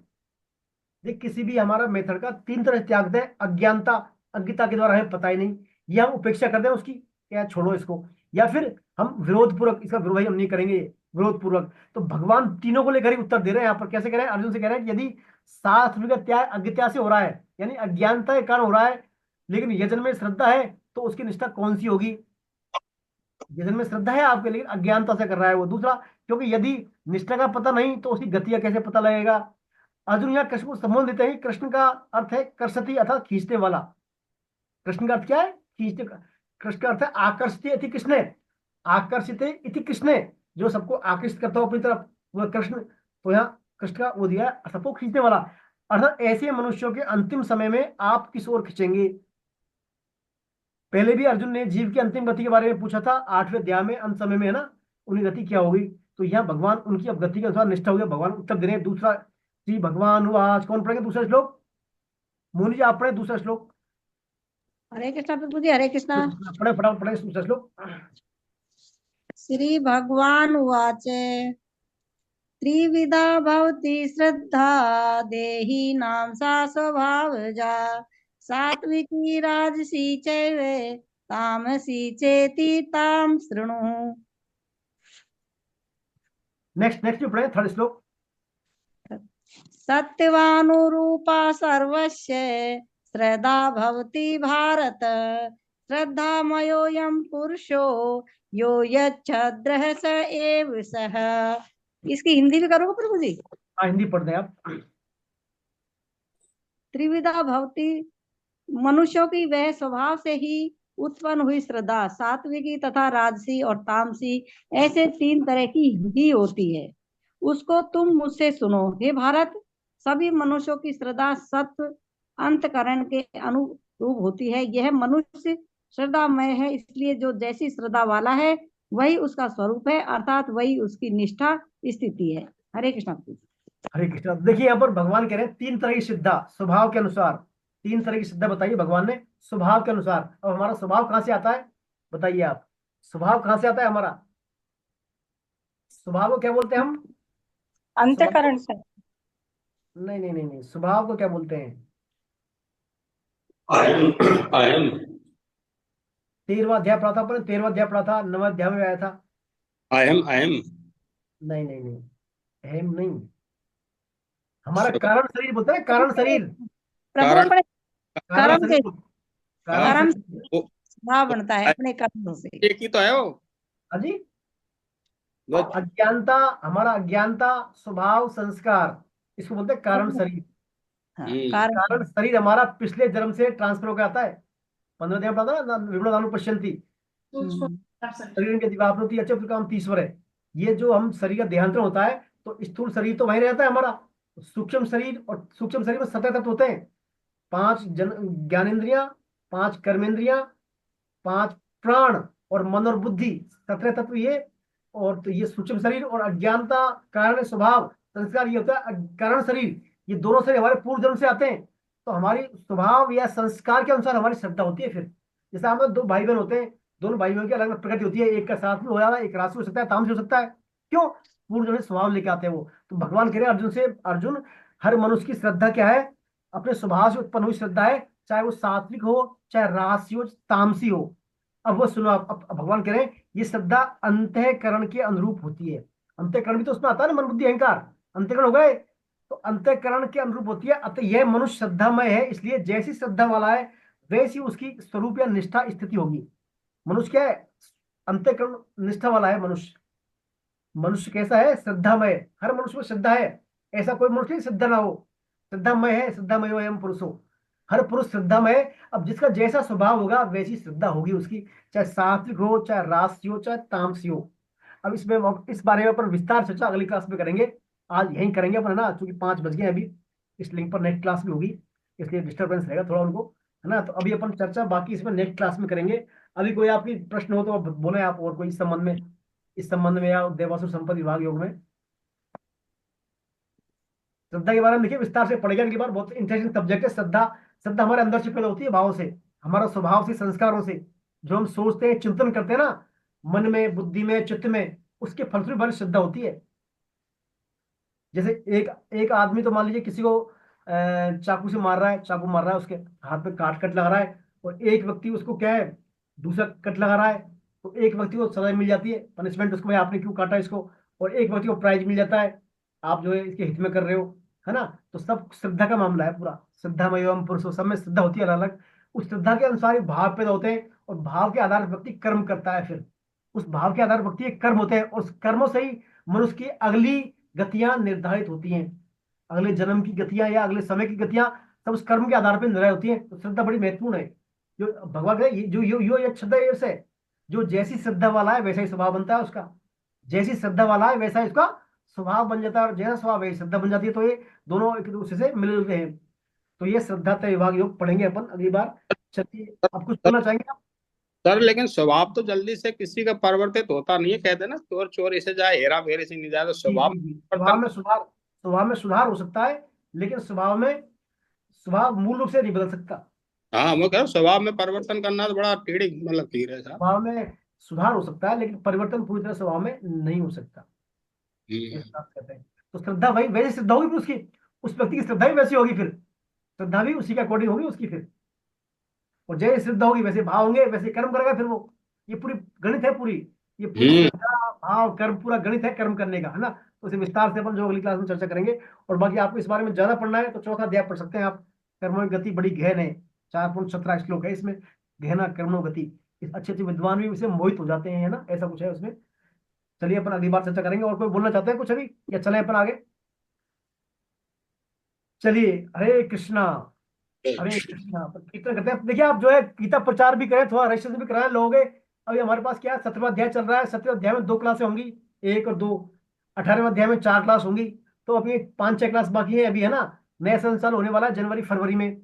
उसके लिए आप तैयार रहें और मैक्सिमम लोगों को जोड़ें, प्रचार करें, भगवान की आज्ञा पालन करें। देखिए भगवान कह रहे हैं, जो मेरे सम्मुख करेगा वो मुझे इस भूमंडल, जो लोगों को मेरी गीता के बारे में बताएगा, गीता का प्रचार करेगा, वो मुझे इस भूमंडल पर सबसे प्रिय होगा। उसके समान प्रिय कार्य करने वाला दूसरा है नहीं। ये भगवान भगवान की आज्ञा का पालन करें आप। भले वो जुड़े ना जुड़े, आए नहीं आए वो अलग बात है। आप अपना काम तो करते हैं एक बार। आज्ञा पालन का ही मूल है अपना इसमें ना, भगवान की आज्ञा का पालन करें और कृपा की प्राप्ति करें भगवान की। लगे रहे आप काम में, वैसे लगे रहे आप तो काफी हद तक, फिर भी लगे रहे। चलिए सभी अपने आप को क्या अनम्यूट कर लें और अपन 2 मिनट भगवान नाम कीर्तन करते हैं, फिर अपन वाइंड अप करते हैं। अंजू जी नहीं है, अंजू जी जरा जी। चलिए, हरे कृष्ण कृष्ण हरे हरे कृष्णा कृष्ण कृष्णा कृष्ण कृष्णा कृष्ण हरे हरे हरे हरे हरे हरे हरे राम राम हरे हरे राम राम राम राम राम राम राम हरे हरे हरे हरे हरे हरे कृष्ण हरे कृष्णा कृष्णा कृष्ण कृष्ण हरे हरे हरे हरे राम राम राम हरे हरे हरे। बोलो, हरे नहीं है कृष्ण हरे कृष्ण कृष्ण कृष्ण हरे हरे हरे राम राम राम हरे हरे हरे हरे कृष्ण कृष्ण हरे हरे कृष्ण कृष्ण कृष्ण कृष्ण कृष्ण कृष्ण हरे हरे हरे हरे हरे हरे राम हरे हरे राम राम राम लक्ष्मी राम तक राम हरे हरे हरे हरे कृष्णा। हरे कृष्ण नाम हरे संकीर्तनम यस्य नाम संकीर्तन यस्य सर्वपापनाशनम सर्वपाप विनाशनम नामो दुख समनमस्तम रामो दुःखं नमस्तं नमामि हरिम परम। प्रणामिं नमामि हरि परम। बोल वृंदावन बिहारी लाल की, काली की जय। किसी राधा गोविंद देव भगवान की, आने की जय। अनंत कोटि वैष्णव वृंद की, भक्त की जय। हरे कृष्ण महामंत्र की, मंत्र की जय। हरिनाम संकीर्तन यज्ञ की, जय। जय आज के आनंद की। नंद की जय। आप सभी वैष्णव को प्रणाम। हरे कृष्ण। आपकी जय। हरे अपने कृष्ण। आचार्य की जय। हरे कृष्ण। हरे हरे कृष्ण। हरे कृष्ण। हरे कृष्ण आचार्य जी हरे हरे कृष्ण सभी कृष्ण। हरे कृष्ण। हरे कृष्ण। हरे कृष्ण। हरे कृष्ण।